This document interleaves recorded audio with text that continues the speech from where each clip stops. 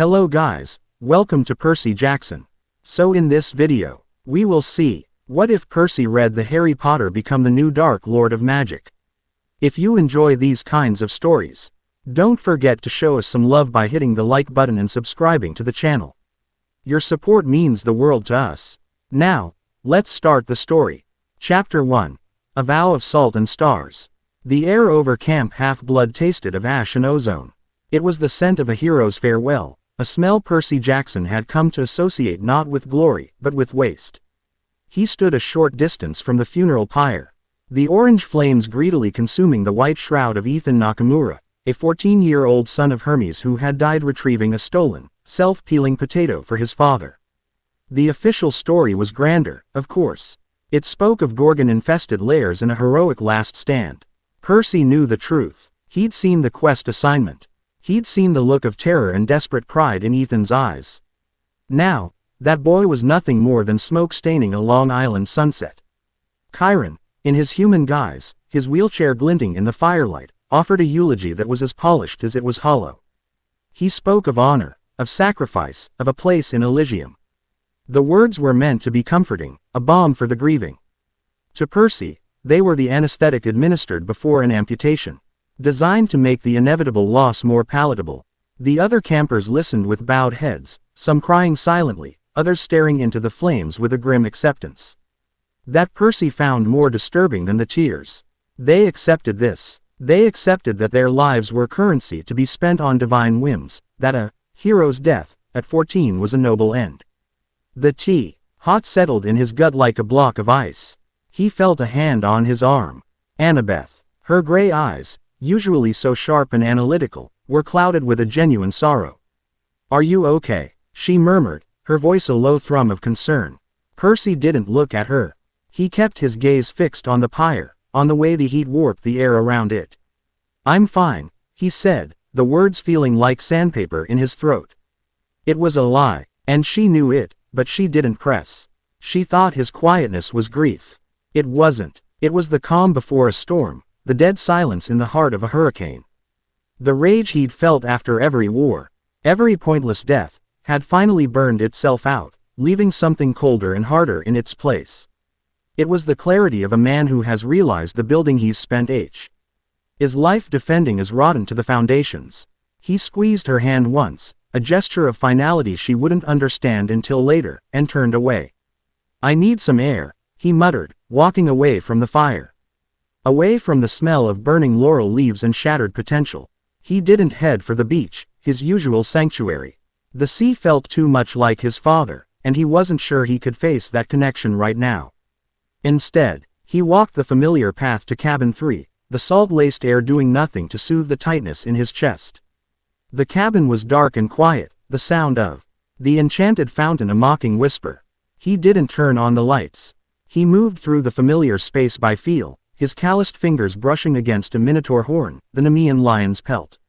Trophies. Relics of a game he now realized was rigged from the start. On his nightstand sat a stack of worn paperbacks, their covers bent, their spines cracked. They were contraband, smuggled in from the mortal world by a stroll brother for a handful of drachmas. The Harry Potter series. Annabeth had laughed when she'd found them, teasing him for reading children's books. But Percy hadn't been reading them for the adventure. He'd started out of boredom, but had quickly become fascinated, not by the lightning-scarred hero, but by the villain. He picked up the 6th book, its pages soft with use. He didn't see a psychotic monster in Lord Voldemort. He saw past the snake-like face and the genocidal fury.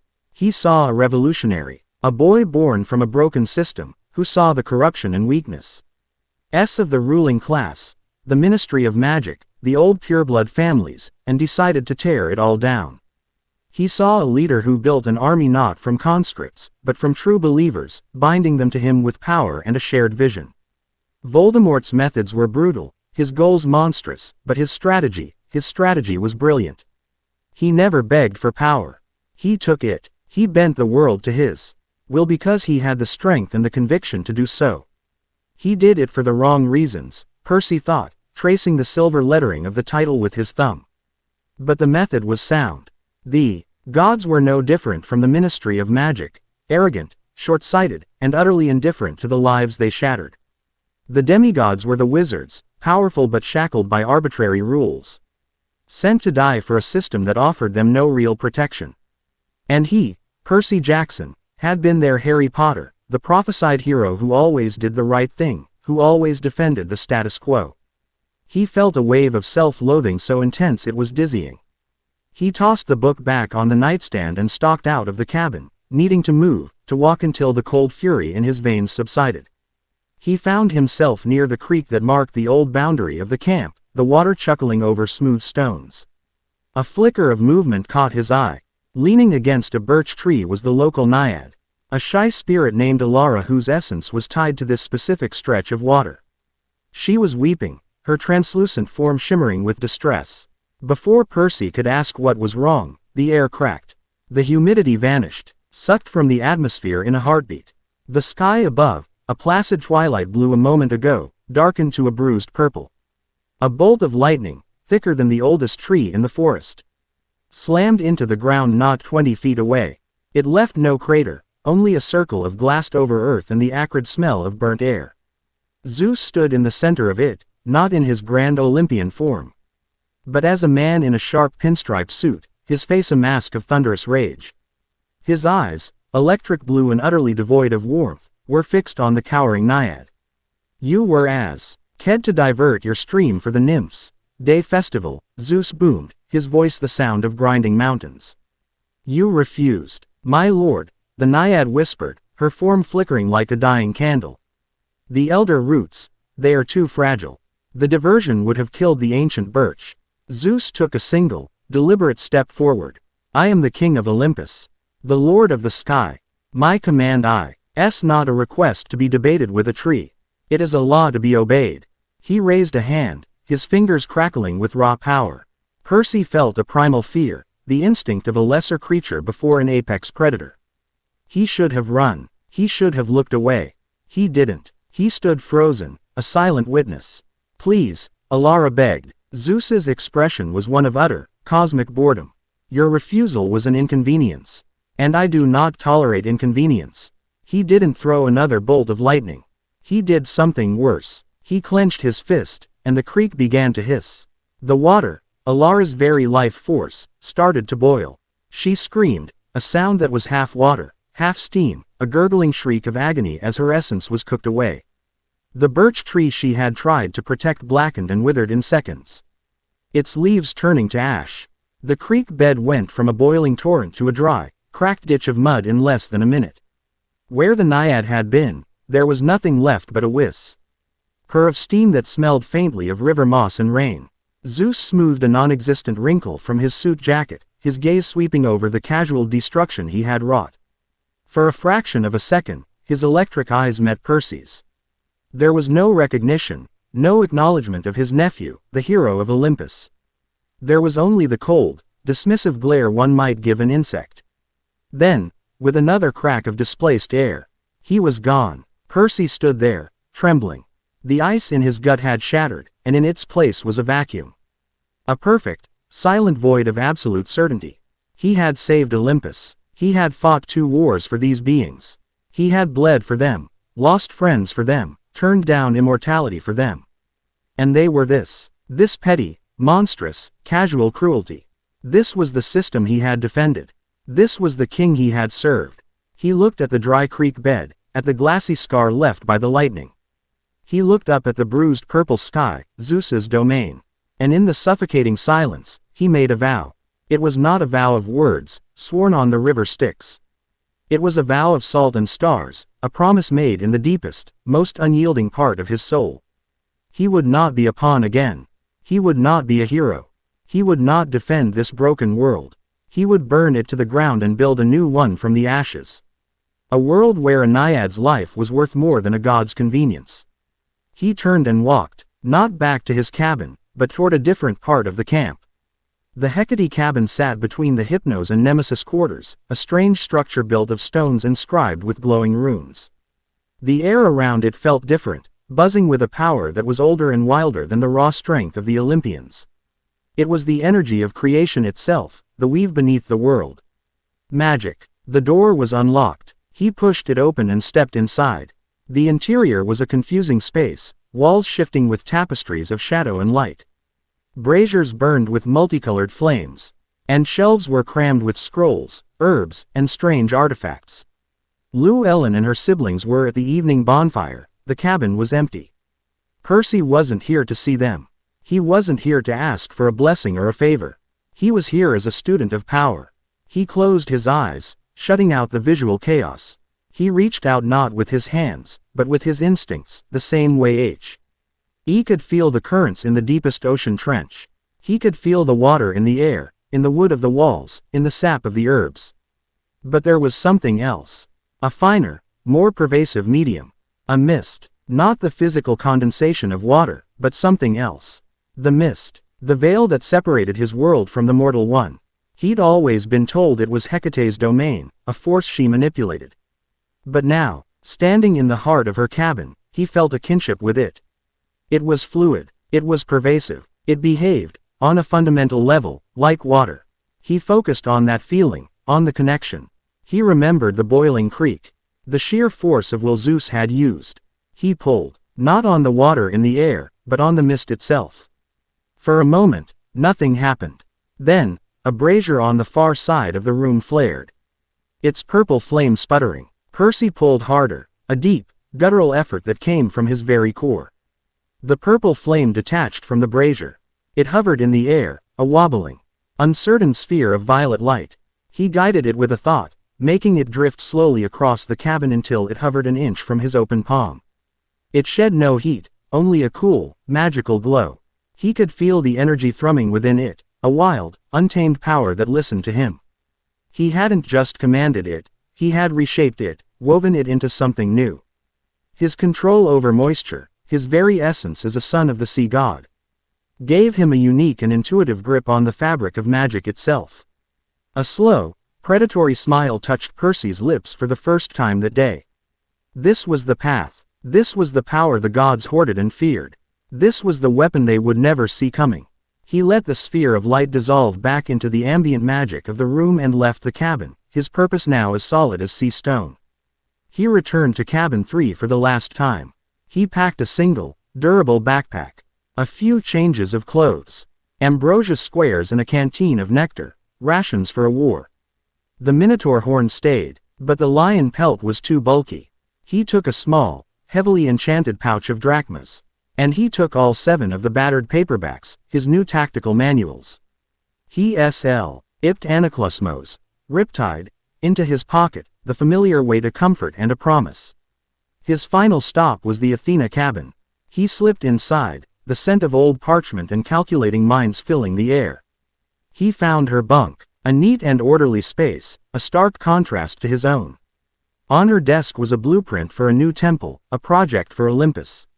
For them. He took a piece of parchment, found a pen, and in his messy, dyslexic scrawl, he wrote 5 words. The game is broken. I'm going to build a new one.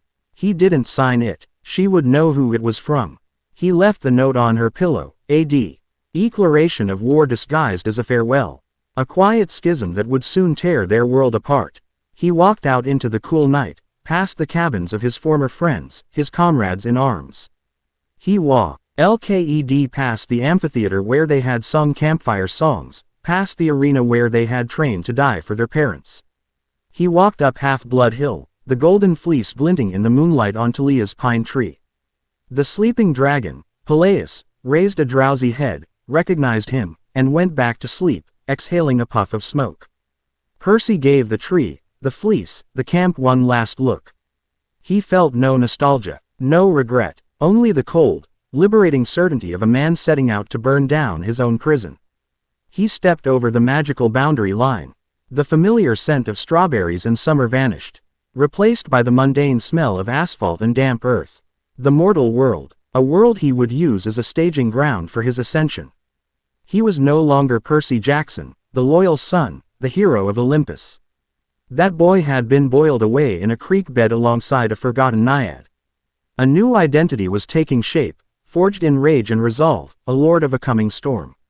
He turned his back on the past and walked into the darkness, a king leaving his crumbling castle to build an empire.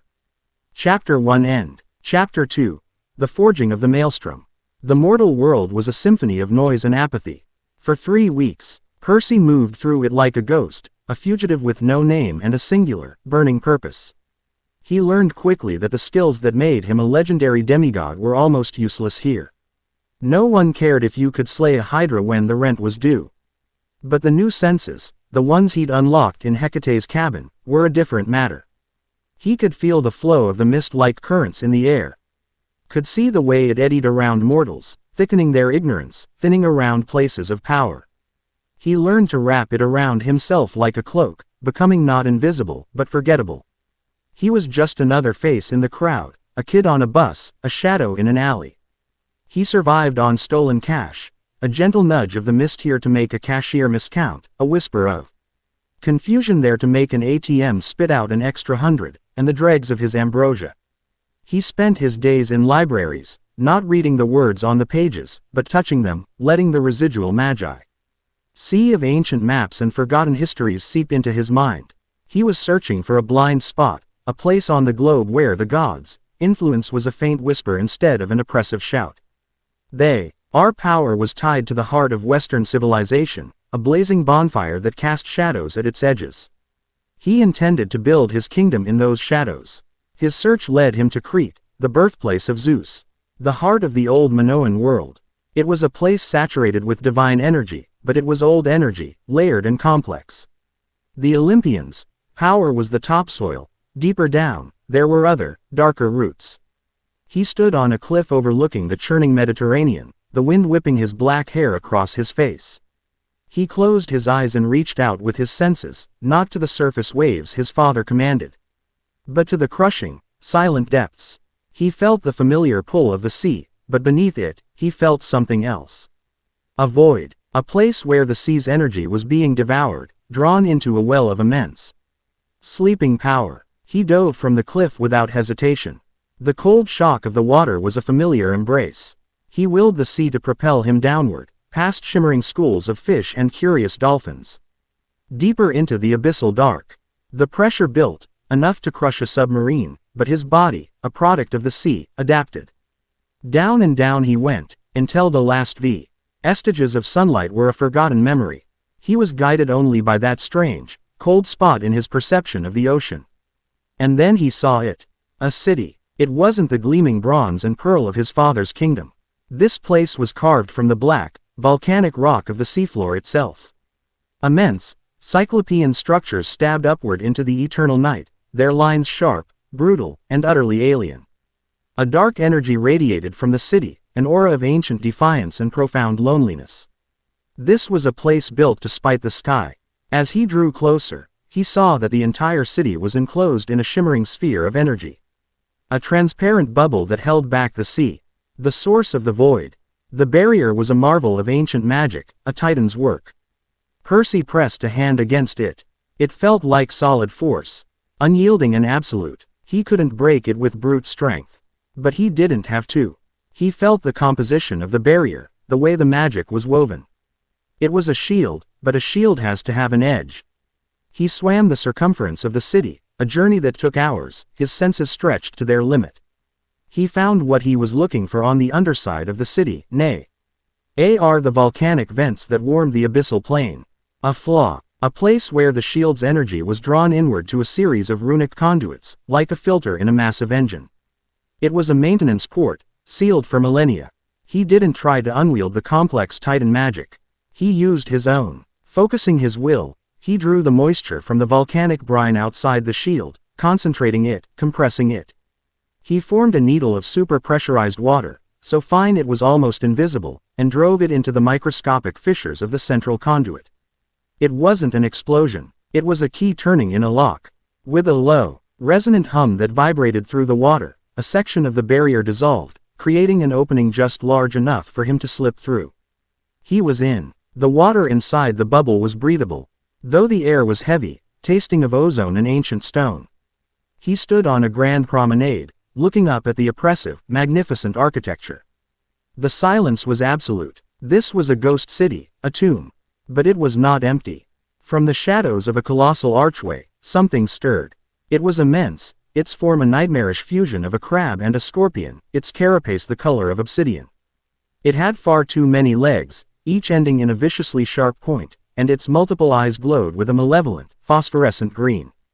An abyssal watcher, a creature of the deep places, bound to this city as its eternal guardian. It scuttled toward him, its claws clicking on the stone, a sound that echoed through the dead silence like gunshots. Percy didn't draw riptide. A sword was the weapon of a hero. He was something else now. He stood his ground, letting the monster charge. It lunged, its massive stinger tail whipping over its back, aimed directly at his heart. At the last possible second, Percy moved. He didn't dodge. He flowed. He dissolved his own form into a localized maelstrom of swirling seawater and mist, his body becoming intangible. The stinger passed through him, meeting only empty air.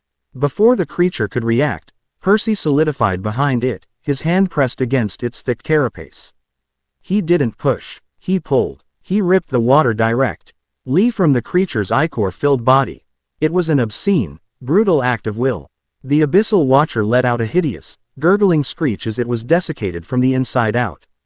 Its glowing eyes dimmed, and its body convulsed, shrinking and cracking like drying mud.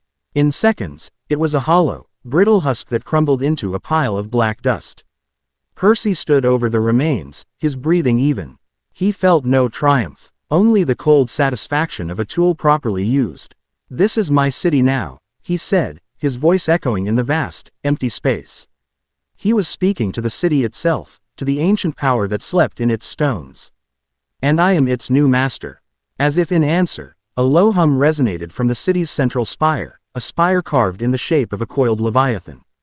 Glyphs and runes along the walls began to glow with a soft blue light, illuminating the city for the first time in eons.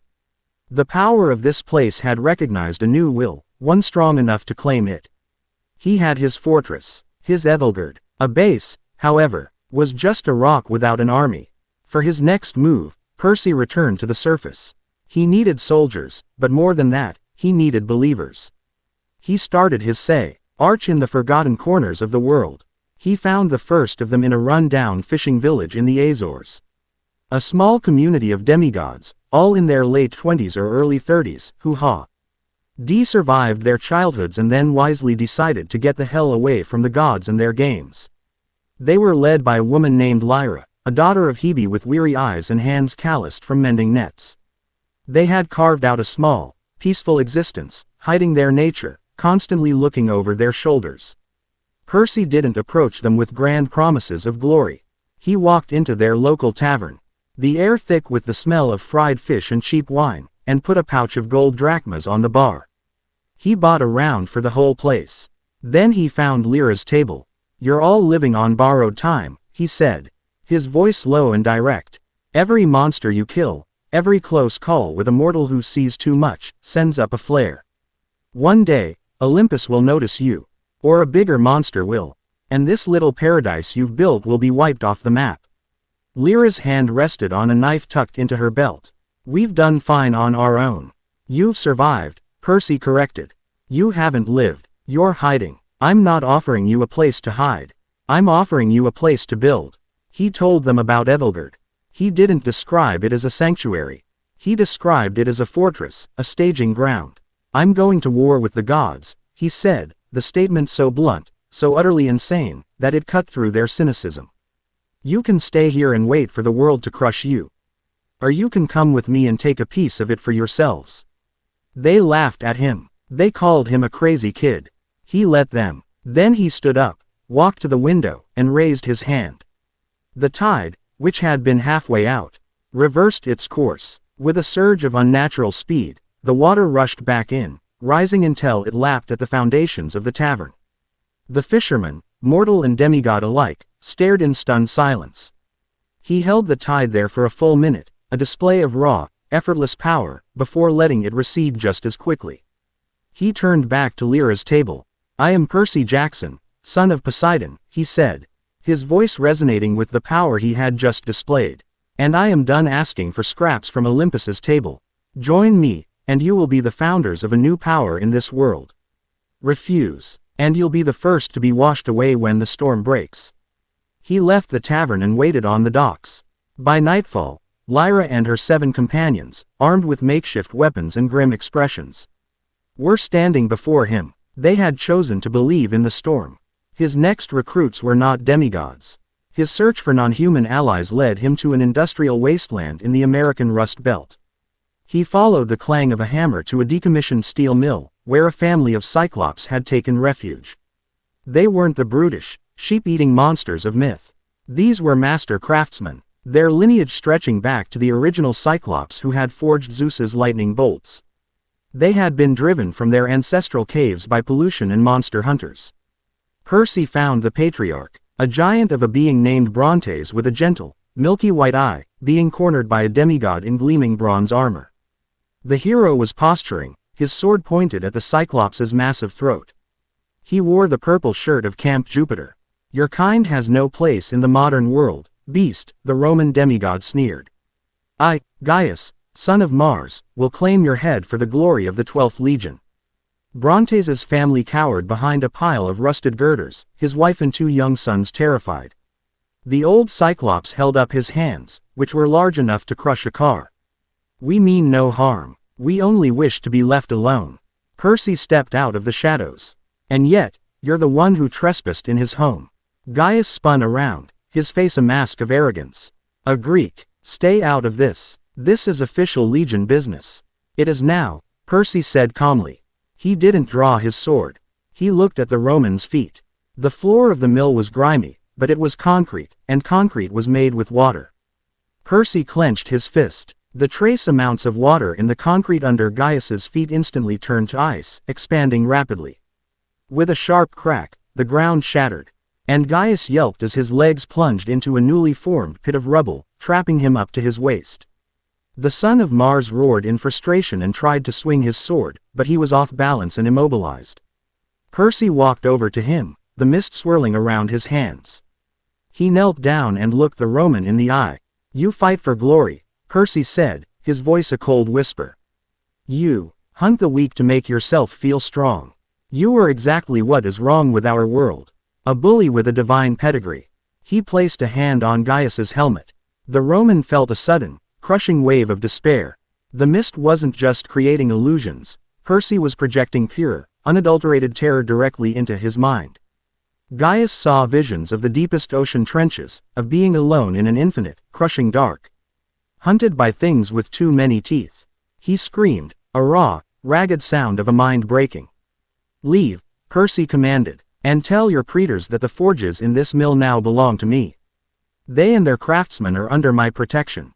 Anyone who comes here seeking glory will find only an unmarked grave." He released the Roman from the vision and the rubble. Gaius, pale and trembling, scrambled away, casting terrified looks over his shoulder before disappearing into the night. Percy turned to Brontes and his family. The old Cyclops bowed his head, a gesture of profound respect. "You have our thanks, Lord." "I don't want your thanks," Percy said. "I want your hammers. I'm building an army, and an army needs weapons and armor. Ethelgerd will be your home. Your forge will burn brighter than they ever have. In return, you will arm my soldiers for the war to come." Brontes looked at his family, then back at the demigod who had defended them not with a hero's bravado, but with terrifying, decisive power. He saw not a savior, but a king. "Our hammers are yours, Lord of the Deep." Percy's power and influence were growing, a ripple spreading through the hidden world. It was inevitable that Olympus would feel it. The response came, as he knew it would, in the form of a challenge. He was in Ethelgerd's central plaza, overseeing the arrival of Lyra's people, when the city's defensive runes flared, signaling an intrusion. A single vessel was descending through the ocean toward them, a Greek trireme, wreathed in a golden aura of divine power, moving through the crushing depths as if it were sailing on a calm summer sea. "They've sent a retrieval team," Lyra said, drawing a celestial bronze sword. Her small band of demigods formed a defensive line, their faces grim. The Cyclops, drawn by the alarm, emerged from the armory they had established, holding massive war hammers. "This isn't a battle," Percy said, holding up a hand. "It's a negotiation. Stand down, but be ready."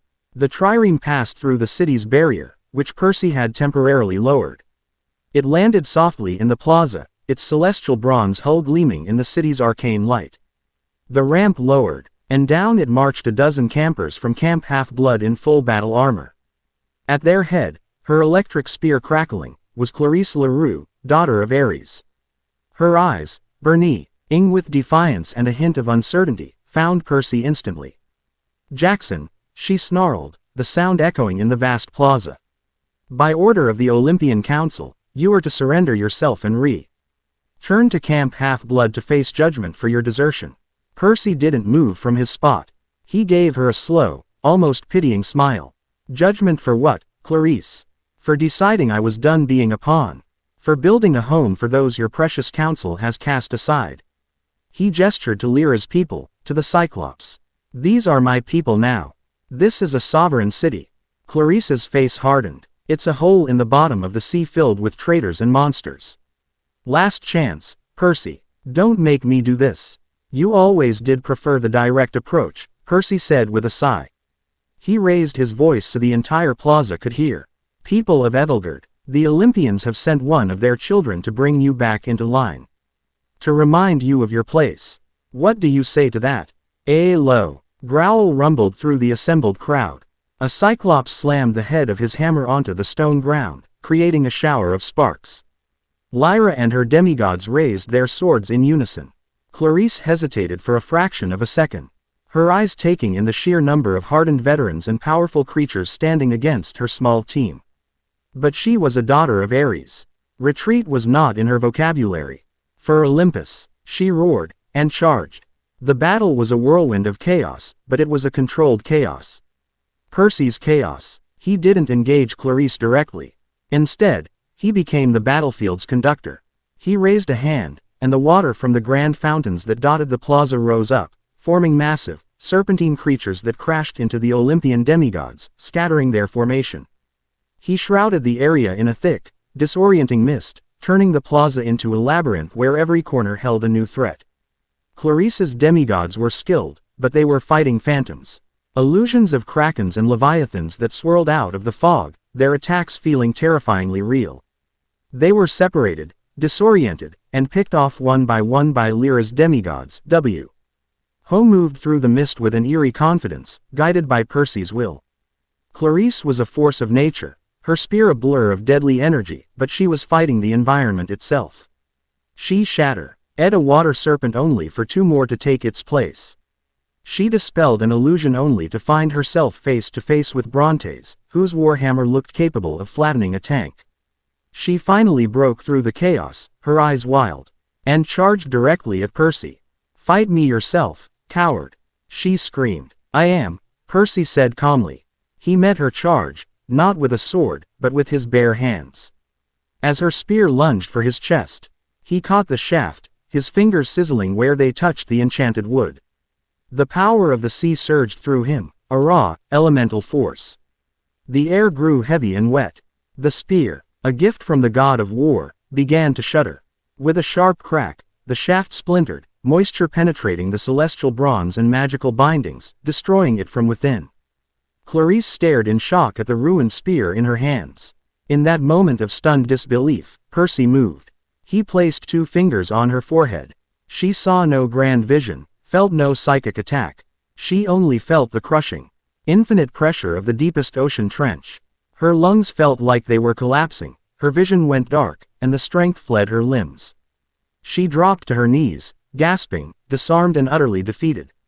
The mist cleared. Her demigods were all disarmed and subdued, held at spear point by Lyra's people. The battle was over. It hadn't lasted 5 minutes. Percy looked down at the panting, defeated daughter of Ares. "Go home, Clarice," he said, his voice devoid of malice. "Tell them what you saw. Tell them we are not a band of rebels. We are a nation, and we will not be moved." He expected defiance, a curse. Instead, he saw a flicker of something else in her eyes. Understanding, respect. She had just witnessed a display of power and strategy that dwarfed anything she had ever seen. She had brought a hammer, and he had wielded the entire ocean. He turned to her defeated soldiers. "She is your commander," he said, his voice ringing with authority. "You are free to leave with her. Return to your camp." Or, he paused, letting the silence hang in the air. You can stay. You can join a cause that fights for you, not with you. Here, you will not be a hero's sidekick or a god's errand boy. You will be a citizen, with a voice and a purpose. The choice is yours. He turned his back on them, a gesture of supreme confidence, and walked toward the central spire. The throne room of his new kingdom. He could feel their eyes on him. He heard whispers, arguments. He heard the heavy thud of a shield being dropped on the stone ground. Then another. When he reached the doors to the spire, he glanced back. Clarice was still on her knees, watching him. Half of her squad remained with her. The other half, 6 demigods, had crossed the plaza and were kneeling before Lyra. A slow smile spread across Percy's face. He had won more than a battle. He had won a victory of ideology. He had proven his point not with words, but with action. He had shown them a better way. He entered the throne room. A cavernous chamber dominated by a massive throne carved from a single piece of obsidian, the back of it shaped into the rearing head of a sea dragon. Brontes and his family had already been at work, inlaying it with glowing, silver runes of power. He walked up the dais and stood before it. This was not a prize. It was a burden, a responsibility he was choosing to accept. Lyra and Brontes entered, followed by the others who had joined him. They looked at him with a mixture of awe and expectation. He was their leader, their protector, their king. "My father is the Lord of the Sea," Percy said, his voice quiet but echoing with power in the vast hall. "It is a title of inheritance. A name he was given. It is not a name I have earned, nor one I want." He placed a hand on the cold obsidian of the throne. "We are a nation of the lost and the forgotten, born from the pressures of the deep and the fury of the storm. We will not be governed by the whims of the sky or the traditions of the land." He turned to face his followers, his sea-green eyes burning with a new, intense light, the light of absolute conviction. "I am no longer Percy Jackson. From this day forward, in this city of our own making, I am the Lord of the Maelstrom." Chapter 2 End. Chapter 3. The Queen of Ogygia. Ethelgerd was no longer a ghost city. It was a nascent power, rumming with the clang of cyclopean forges and the measured tread of demigod patrols. In the months since Clarice's failed retrieval mission, a trickle of defectors had become a steady stream. Demigods weary of the gods' games, nature spirits displaced by mortal industry, and creatures deemed monstrous by Olympus sought out the rumor of a city beneath the sea, a fortress ruled by a son of Poseidon who had renounced his father. Percy, the Lord of the Maelstrom, was proving to be as adept a ruler as he was a warrior. He stood with Lyra on an observation balcony overlooking the city's central plaza. Below, one of the former Roman demigods was sparring with a son of Hermes who had arrived only yesterday, their blades ringing in the manufactured daylight of the city's glowing runes. Brontes was demonstrating a newly forged breastplate, black, articulated steel that seemed to drink the light, bearing the city's new crest, a silver trident crossed with a bolt of lightning, wreathed in a swirling maelstrom. "The armory is producing at a remarkable rate," Lyra commented, her arms crossed. Her weariness had been replaced by a sharp, focused energy. "Brontes's craftsmanship is beyond anything I've ever seen. This armor is lighter than celestial bronze but far more resilient. It's infused with the mist," Percy said, his gaze distant. "It doesn't just deflect blades, it deflects notice. A psychological edge." He had spent hours with the old Cyclops, weaving his own innate magic into the forging process. He was building an army that could fight on both a physical and metaphysical level. "We have strength," Lyra agreed. "We have a fortress. We have a cause. But we lack something." Percy turned to her, his sea-green eyes intense. "A symbol," he said, finishing her thought. "Olympus has the eagle, the lightning bolt. 1,000 years of history. We are a collection of grievances. It's not enough to unite us. We need a figurehead, someone who embodies our struggle even more than I do." "And you believe you know who that is," she stated. It wasn't a question. "I do," Percy confirmed. "I'm going to find Ogygia." The name fell into the air like a stone. Lyra stared at him, her composure cracking for the first time since she'd arrived. "Percy, that's not just impossible, it's insane. Ogygia is not a place you can find on a map. It's a curse, a phantom island that exists outside of time and space. The gods themselves hide it. No one sails to Ogygia by choice. Which is precisely why I must, he countered, his voice calm and unyielding. Think of it, Lyra. A sorceress of immense power. A daughter of a titan, imprisoned for millennia simply for being born on the losing side of a war. She is the ultimate victim of the gods, vindictive justice. Freeing her isn't just a rescue mission. It's a statement. It's a declaration that no one is beyond our reach, that the gods' ancient prisons are no longer inviolable. And if you fail, she challenged, if you are lost, or killed, this entire movement is built around you. Without its lord, Ethelgerd is just a well-armed tomb. Then it was never strong enough to begin with, Percy said coldly. But I will not fail. He looked out at the dark, abyssal water beyond the city's energy shield. The gods hide the island in the currents of fate. But I am the son of the sea god. The currents answer to me. All of them. He left no room for argument. He delegated command of the city's defense to Lyra and its industry to Brontes, his orders clear and concise. He wasn't asking for permission. He was a king informing his council of his decree. He took no supplies, no vessel. He simply walked to the edge of the city's promenade, to the shimmering barrier that held back the sea, and stepped through. The abyssal pressure enveloped him. A force that would crush steel, but he welcomed it like a familiar cloak. He was alone, in the dark, hunting a myth. He closed his eyes and let his senses expand, sinking past the physical realm. The sea was not just water and salt. It was a tapestry of ancient laws and divine edicts. He could feel the lines of power, the invisible walls and magical deterrents the gods had put in place. Ogygia was hidden behind a knot of these enchantments, a tangle of misdirection and hopelessness woven into the very fabric of the ocean. Sailing a ship here would be useless. The enchantments would simply turn the vessel aside, making the crew forget their purpose. Percy didn't try to sail through it. He dove under it. He sought out the oldest, deepest currents, the ones that flowed in the trenches where light had never reached. This was the primordial sea, the water that remembered the time before the Olympians. It was a wild, untamed magic, and it recognized him. He wrapped these ancient currents around himself, cloaking his presence from the Olympian enchantments above. He was a whisper in the deep, moving along the seams of the world. Even so, the guardians of the path sensed his purpose. They were not creatures of flesh and blood. The first one manifested as a crushing wave of absolute despair, a magical force designed to make any traveler give up and turn back. Psy felt the weight of every failure in his life, every death he had witnessed, every choice that had led to pain. The hero he used to be might have faltered, might have drowned in the guilt. But the Lord of the Maelstrom was forged from that same pain. He met the despair not with hope, but with cold, unyielding rage. He took the feeling, the magical energy of it, and bent it, shaping it into a weapon. The despair washed over him and, finding no purchase, dissipated into the abyss. The second guardian was a temporal anomaly, a current that tried to pull him into the past, to trap him in a loop of his own memories. He saw the pyre of Ethan Nakamura, the boiling of the creek, his mother's terrified face in the underworld. He saw every moment of powerlessness. He fought the pull, not by struggling, but by anchoring himself to his present reality, his will a singular point of focus in the swirling chaos of time. I am the Lord of the Maelstrom. My place is here, now. The current broke against his will like water on rock.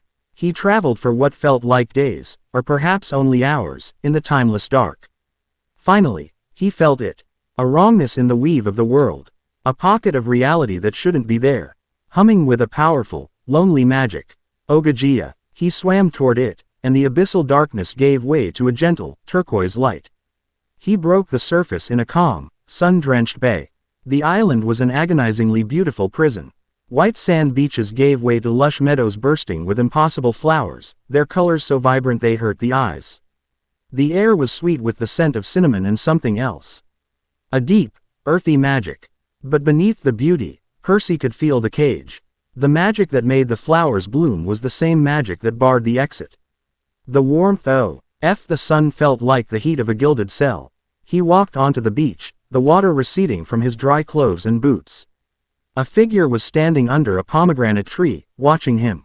It was Calypso. He remembered her from his brief fever dream stay years ago as a heartbroken girl with caramel-colored hair and an aura of sad resignation. The woman before him now was different. She was still beautiful, but her eyes, the color of almonds, held no softness. They were sharp, ancient, and filled with a weary hostility. Her power was a palpable presence, woven into every leaf and stone of the island. She was not a prisoner in a cage. She was the warden of her own heart, and the island was its fortress. So, she said, her voice a low, melodic hum that held no welcome. The fates have a cruel sense of humor. They send me another hero to torment me. She looked him up and down, a flicker of recognition in her eyes, quickly suppressed. You've changed. The sea boy has grown into something colder. My name is Percy Jackson, he said, meeting her gaze. And I did not come here by fate. I came by choice. A bitter laugh escaped her lips. No one comes here by choice. You are a plaything of the gods, just like all the others. You wash up on my shore, I tend to your wounds, you promise me the world, and then your gods call you back to your destiny, and I am left alone. The story is old, and I have grown tired of my part in it. I am no longer a plaything of the gods, Percy stated, taking a step forward. The grass at his feet sizzled, a warning. He stopped. And I'm not here to promise you the world. I'm here to offer you a partnership in taking it. Her eyes narrowed. This was not part of the script. You speak in riddles, and you reek of a power that is not of Olympus. What are you? He decided to show her. He reached out, not to the sea, but to the moisture in the sweet air around them. He gathered it, shaping the mist into a perfect, three-dimensional image. It was Evelgard, its dark spires rising from the seabed, its plazas filled with his followers. He showed her Lyra, Brontes, the demigods and creatures who had flocked to his banner. He showed her their purpose, their defiance. I have renounced Olympus, he said, as the illusion swirled around them. I am building a new power, a nation for all those the gods have cast aside. A place where we are the masters of our own fate. But our foundation is built on rebellion. You, Calypso, daughter of Atlas, you are the first rebel. You have endured their injustice longer than any of us. I am not here to rescue you. I am here to recruit you. Calypso stared at the illusion, her composure faltering. She saw the faces in the city, demigods, cyclops, spirits, and she saw not an army of monsters, but a gathering of refugees. For the first time in centuries, she saw something that was not part of her curse. She saw a choice. Skepticism, however, was a shield she had worn for millennia. Words, she scoffed, the illusion dissolving. Brave words from a boy who has known freedom his whole life. You cannot comprehend the nature of this prison. It is not made of stone and bars. It is woven from divine law, from my own immortal essence. To leave is to unravel. Then we will unravel it together, Percy said, his voice dropping, taking on a dangerous intensity. You think your power is a cage. It is a weapon. You have spent ages mastering this island, commanding its every element. What you call a curse, I call a domain. You are a queen with a kingdom of one. I am offering you an empire. This was the core of his argument. He wasn't appealing to her heart. He was appealing to her power, to her pride. He saw her not as a damsel in distress, but as a peer. A ruler in exile. A flicker of song, anything ancient and powerful sparked in her eyes. The air grew thick, the sweet scent of flowers replaced by the smell of ozone and raw magic. You speak of power, she whispered, the ground trembling slightly. You, a mere half-blood. Show me this power that you think can defy the gods. It was a challenge, a test. She raised her hands, and the island responded. Vines as thick as pythons erupted from the ground, lashing toward him. The sky darkened, and small, hard fruits from the trees shot at him like bullets. Percy stood his ground. He didn't summon a wave or draw his sword. He met her magic with his own. He seized control of the water within the attacking vines, forcing them to turn on each other, tying themselves into a writhing, helpless knot. He created a shield of swirling mist and vapor that caught the fruit and turned it to harmless pulp. He was not overpowering her magic. He was harmonizing with it, finding the fluid element in her power and bending it to his will. Calypso gasped, her eyes wide. He wasn't fighting her. He was dancing with her, matching her every move with a countermove that felt like an extension of her own power. You see, Percy said, advancing through the now calm grove. The curse binds you to this place. It feeds on your power to sustain itself. But it cannot contain a power that matches its own. It is a chain, and any chain can be broken. He stood before her now, the air between them crackling. He could feel the anchor of the curse, a great, invisible hook buried deep in the heart of the island, tethered directly to her spirit. He reached out his hand, not to touch her, but to the space between them, to the magic itself. "Let me help you," he said softly.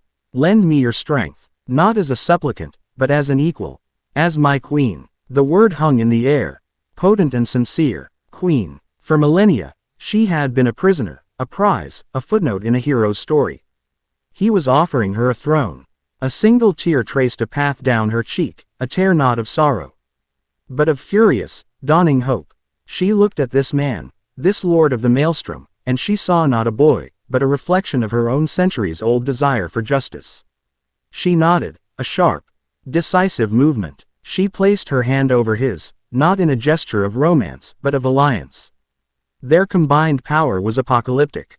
Percy's raw, elemental fury merged with her deep, intricate control of the island's ancient magic. Together, they reached for the anchor of the curse. He saw it now with perfect clarity. A great, obsidian chain of divine will, forged in the fires of the first Titanomachy. On its links were inscribed the laws of Zeus, the edicts of the fates. They pulled. The island screamed. The ground split open, the beautiful meadows collapsing into chasms. The perfect sky cracked like glass, revealing the swirling, chaotic reality of the space between spaces that Ogygia occupied. The magical energy they unleashed was a storm of violet and sea-green light. A beacon of pure rebellion flaring in the cosmos. The obsidian chain groaned, resisting, the authority of the gods fighting back against them. More. Percy roared, pouring every ounce of his will, his rage, his divine heritage into the assault. Calypso matched him, her face a mask of primal concentration, unleashing millennia of caged power in a single, sustained blast. With a sound that was heard across dimensions, a sound of a fundamental law being broken, the chain shattered. The moment it broke, the island began to die. The magic holding it together, the curse itself, was gone. The flowers turned to dust. The trees withered into black skeletons. The white sand beaches dissolved into nothingness. The phantom island of Ogygia was unraveling, returning to the myth from which it was formed. In the heart of the maelstrom, with reality collapsing around them, Percy held his ground. He looked at Calypso, her eyes blazing with newfound freedom and terrifying power. He held out his hand again.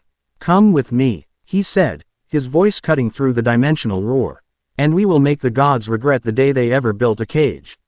She didn't hesitate. She took his hand, her grip as strong and sure as his own. Their alliance was sealed. He wrapped them both in a protective bubble of seawater and mist and pushed away from the dying reality, back into the cold, dark currents of the primordial sea. When they surfaced, it was in the heart of Ethelgard. They emerged from the central plaza's fountain, stepping out of the water completely dry, to the stunned silence of the demigods on patrol. Percy looked at Calypso, the last queen of Ogygia, whose almond eyes now held the fire of a coming war. Then he looked up at the glowing ruins of his fortress city. He had returned not with a rescued damsel, but with a sovereign ally. His kingdom was no longer just a fortress. It now had a queen. Chapter 3 End. Chapter 4. A Council of Shadow and Sea. The arrival of Calypso sent a seismic shock through the burgeoning society of Ethelgard. She was a living myth, a daughter of the vanquished Titan Atlas, and her power was a palpable presence that radiated from her like heat from a forge. To some, she was the ultimate symbol of their cause, a queen rescued from an unjust prison, her very existence a middle finger to the Olympians. To others, she was a terrifying unknown, a relic of an older, crueler age whose loyalties were untested. They saw the daughter of a titan, not the sorceress who had chosen to stand with them. Percy understood their apprehension. Power respected power, but it also feared it. He needed to integrate Calypso into the city's leadership, to channel her strength and wisdom, and to show his followers that she was not a threat, but their greatest asset. He needed to transform his rebellion from a personality cult into a functional government. He convened the first meeting of his new council in the Spire's strategic chamber, a CIR. Couloir room whose black obsidian walls were now a living star chart, the constellations moving in their slow, celestial dance. A round table of polished basalt dominated the center of the room, devoid of a head chair. Percy stood, but he did not take a position of dominance. He had chosen his counsel deliberately. At his right stood Calypso, her almond eyes taking in the chamber with a calm, ancient appraisal. Beside her was Lyra, her practical armor a stark contrast to Calypso's simple, elegant robes. She was the voice of the demigods, the commander of their small but growing army. Across from them sat Brontes, the forge master, his single eye glowing with a soft, milky light. He represented the city's industrial heart and the non-human factions who had sought refuge here. The final seat was filled by Marcus, a former centurion of the 12th Legion, a son of Ares who had defected from Clarissa's squad. He was broad, scarred, and radiated an impatient, violent energy. He was the voice of the warrior caste, the ones who craved battle. "This is the Maelstrom Council," Percy began, his voice calm but resonating with the power of the city around them. "There are no titles here, only responsibilities. Lyra, you command our forces. Brontes, you arm them. Calypso is our chief magical authority and my personal advisor." He looked at Marcus. "And you, Marcus, represent the tip of our spear. You will ensure our soldiers are the most formidable fighting force this world has ever seen." Marcus inclined his head, a gesture of respect that didn't quite reach his hard eyes. "A sharp SP. Ear is useless if it's kept in the armory, Lord Maelstrom." The challenge was immediate, direct. Percy had expected nothing less. "Explain." "We have the momentum," Marcus said, his voice a low growl. "Olympus is in disarray. They sent a C-list team to retrieve you and failed spectacularly. Now is the time to strike. A decisive blow. Destroy a minor temple, raid one of Hermes' celestial armories. Something to show them we are not just hiding in the dark. We should be bleeding them, making them fear the shadows, not sitting in a council chamber debating philosophies of government." Lyra sighed, the sound of a pragmatist forced to endure a hothead. "A raid would be suicide, Marcus. We have, at best, 100 trained fighters. Our forge is producing armor, but not enough to equip everyone. An attack on any Olympian symbol, no matter how minor, would be seen as a declaration of total war. Their response would be overwhelming. Let them come." Marcus slammed a gauntleted fist on the stone table, making the star charts on the walls shimmer. "We fight with the fury of the oppressed. We have a fortress they cannot reach, and a leader who can command the sea itself. And you would be leading lambs to the slaughter." A new voice cut in, melodic but laced with steel. It was Calypso. She had been silent until now, observing. "I have watched the gods for 3,000 years, son of Ares. Their greatest strength is their arrogance, but their second greatest is their unity in the face of an existential threat. A minor raid will not frighten them. It will enrage them. It will end their internal squabbling into a singular, righteous crusade against us. You do not strike a god's pride unless you are prepared to shatter their throne in the same blow. And we are not ready for that. Not yet." Her words, steeped in the authority of ages, silenced Marcus. He looked from her to Percy, seeking his leader's final word. "Calypso is right," Percy said, his gaze fixed on Marcus. "Our first priority is to build, to gather strength, to create a nation so powerful that when we do move, it is not a raid, but a conquest. We are not a band of pirates. We are the foundation of an empire." Marcus's jaw tightened. He stood, his chair scraping against the stone floor. "Words. Strategy. We are warriors, not politicians. Your power won us our freedom, Lord Maelstrom. But power is proven in battle, not in debate." He looked around the room at the others. "Your victory over Clarisse was one of tricks and mist. Show us the strength of a true lord of war. Prove to the soldiers, to me, that you are not afraid to fight." It was a public challenge, a thinly veiled accusation of cowardice. The air in the room grew thick with tension. Brontes rumbled low in his chest, a sound like grinding stones. Lyra's hand drifted to the hilt of her sword. Percy met Marcus's glare, his expression unreadable. He could crush the son of Ares where he stood, end the challenge with a show of overwhelming, tyrannical force. But that would make him no better than Zeus. He needed to win not just the fight, but the argument. "You're right," Percy said, the calm in his voice disarming. "Leadership must be proven, but a duel to the death is the tool of a barbarian. We are better than that. He gestured to the open doorway of the chamber. Let's go to the training grounds. A war game. You choose any 5 soldiers you wish. I will do the same. No blades, only training weapons. The goal is not to kill, but to capture the opposing team's standard.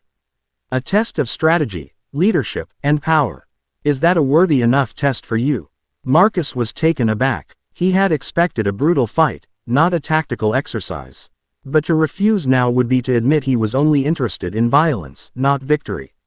Agreed, he snarled. The training plaza, a vast, open space that could be reconfigured with mist and modular stone walls, was soon filled with onlookers. The entire city had seemingly turned out to watch. Marcus had chosen his team predictably. 5 of the biggest, strongest brawlers, including 2 of his fellow Ares defectors and a hulking son of Hephaestus. They were a wall of muscle and bronze. Percy's choices were less obvious. He chose Lyra for her strategic mind. He chose a lithe, quiet daughter of Nemesis named Alara, whose movements were almost invisible. He chose one of the Cyclops, not Brontes, but his younger, faster son, Steropus. His final 2 choices were a brother-sister pair, children of Hermes, known more for their speed and trickery than their strength. The 2 teams stood at opposite ends of the plaza. 2 simple standards, a black banner with a silver spear for Marcus, a sea-green one with a silver trident for Percy, were placed behind them. At a signal from Calypso, who watched from a balcony above, the wargame began. Marcus's strategy was brutally simple, a full frontal assault. He and his team charged, a wave of pure force intended to overwhelm Percy's smaller fighters. Now, Percy said quietly. The Hermes twins went to work. They didn't engage. They ran, tossing small, mist-infused spheres onto the ground. A thick, disorienting fog instantly enveloped the center of the plaza, obscuring Marcus's charge. His team plunged into the whiteout, their momentum broken. Hold formation, Marcus roared, but it was too late. They were blind. From the fog came not an attack, but a sound. Steropus, the young Cyclops, slammed his massive training hammer against a stone wall, creating a deafening boom that echoed and re-echoed within the mist, disorienting them further. Under the cover of the noise and confusion, Lyra and Alara struck. They were ghosts in the fog, their movements precise. They didn't try to overpower the larger warriors. They used pressure point strikes with their blunt training swords, targeting joints and nerve clusters. One by one, Marcus's soldiers found their limbs going numb, their movements sluggish. Marcus himself was a whirlwind of rage, swinging his massive training sword blindly in the fog. He felt a presence and lunged, but his blade met only air. The fog swirled, and suddenly Percy was standing before him, alone. The mist clearing in a perfect circle around them. Just you and me, Marcus, Percy said, holding a simple training sword. With a roar, Marcus charged. He was stronger, more experienced in classical combat. His blows were like battering rams, each one powerful enough to shatter stone. Percy didn't try to meet them head-on.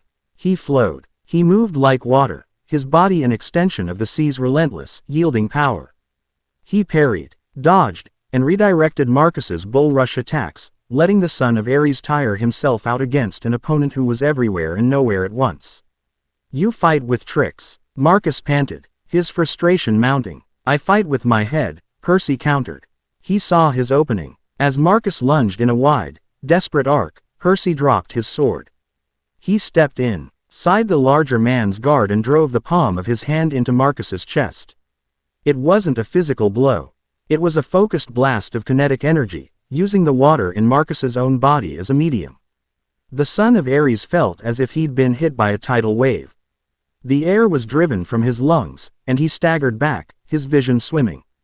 In that moment of vulnerability, Percy kicked Marcus's feet out from under him. As he fell, the Hermes twins, their task of creating the fog complete, zipped past and snatched his banner. The wargame was over. Percy didn't gloat. He stood over the gasping son of Ares and offered him a hand. Aggression is a tool, Marcus. Not a strategy, he said, pulling him to his feet. I need your strength. I need your fire. But it must be tempered and aimed. Aim it with me, not at me. Marcus looked at his defeated team, then at Percy's, who had barely broken a sweat. He looked at Percy's offered hand. The fury in his eyes was replaced by a grudging, dawning respect. He clasped Percy's forearm. "My spear is yours, my lord. To be aimed as you see fit." The challenge to Percy's authority was over. He had proven his right to rule, not just with power, but with wisdom. A cheer went up from the assembled crowd. As Percy raised their captured banner, a high-pitched alarm shrieked through the plaza. The defensive runes on the city's perimeter were flaring a violent crimson. "Intruders!" Lyra yelled, her training sword replaced by a real one in a heartbeat. Stealth approach. Small group. Elite. Percy and Calypso met on the balcony, their eyes fixed on the star chart wall, which now showed a cluster of angry red dots just outside the city's main shield. "They're not trying to break through," Calypso observed, her brow furrowed. "They're probing, looking for a weakness. They won't find one," Percy said. "But this isn't a frontal assault like Clarice's. This is an assassination team." He recognized the tactical signature, the silent, deadly approach. "The Hunters of Artemis." He turned to Lyra. "Full defensive alert. Seal the city. I will meet them myself." "You can't go alone," Calypso said, her hand on his arm. Her power was coiling around her, a protective mantle. "I won't be," he replied, giving her a look of absolute trust. "I'll need my queen." They passed through the city shield, not into open water, but into a disorienting pocket of pure mist that Percy had woven around Ethelgard. A few hundred yards from the city's invisible wall, a dozen figures in silver parkas hovered in the water, their forms shrouded by their own powerful magic. At their head was Talia Grace, daughter of Zeus, her spear, Aegis, crackling with contained lightning. When Percy and Calypso emerged from the gloom, the hunters instantly formed a firing line. Silver arrows knocked on their bows. "Percy." Talia's voice was a strained whisper, a mixture of shock and horror. "By the gods, it's really you. We thought you were dead." "Reports of my death were premature," Percy said, his voice cold. "What are you doing here, Talia?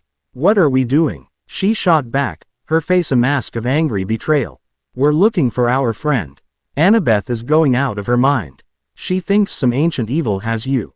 And we find you here, holed up with monsters and traitors. What is this place? What have you done?" "I've built a home for the people your father and his council have thrown away," Percy retorted. His gaze swept over the hunters. "A home with a border, which you have just illegally crossed. We go where we please," a grim-faced hunter beside Talia said. "Not anymore." Calypso's voice cut through the water, each word imbued with an ancient authority that made the hunters flinch. "This domain is under our protection. Leave now, and your trespass will be forgiven." Talia's eyes widened as she recognized Calypso.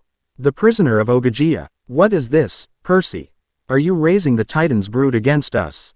"I'm building a better world, Talia," Percy said, his patience wearing thin. "Something you, a servant of the gods, would never understand. This is your only warning. Leave." Talia raised her spear. "I'm not leaving without you. You're coming back to camp, even if I have to drag you." The battle exploded. Silver arrows, enchanted to fly true even through the dense water, streaked toward them. Percy raised a hand, and a wall of solid, pressurized water erupted before them, catching the arrows and freezing them in place. Talia lunged, her spear a bolt of lightning. Percy met her charge, not with riptide, but with a whip of water, its tip moving at supersonic speeds, cracking like a thunderclap and deflecting her spear. The other hunters were met by Calypso. She did not bother with subtle magic. She reached down to the seabed itself.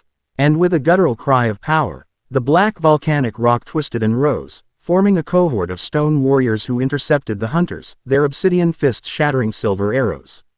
One hunter managed to get close, but Calypso simply looked at her, and the girl's bow turned to a shower of dust in her hands. The fight was short, brutal, and one-sided. Percy focused solely on Talia, their personal conflict a microcosm of the larger war. Lightning met water, thunder met the roar of the sea. They were two old friends, two of the most powerful demigods of their generation, locked in a battle that broke both their hearts. "Why, Percy?" Talia grunted, their weapons locked. "Why are you doing this?" "Because of Ethan," he roared back, his voice raw with a pain she couldn't comprehend. "Because of Alara. Because of every kid who died for a god who doesn't even know their name." He broke the lock, disarming her with a brutal twist of his water whip. He encased her spear and shield in a shell of rapidly hardening, super dense brine, making them too heavy to lift.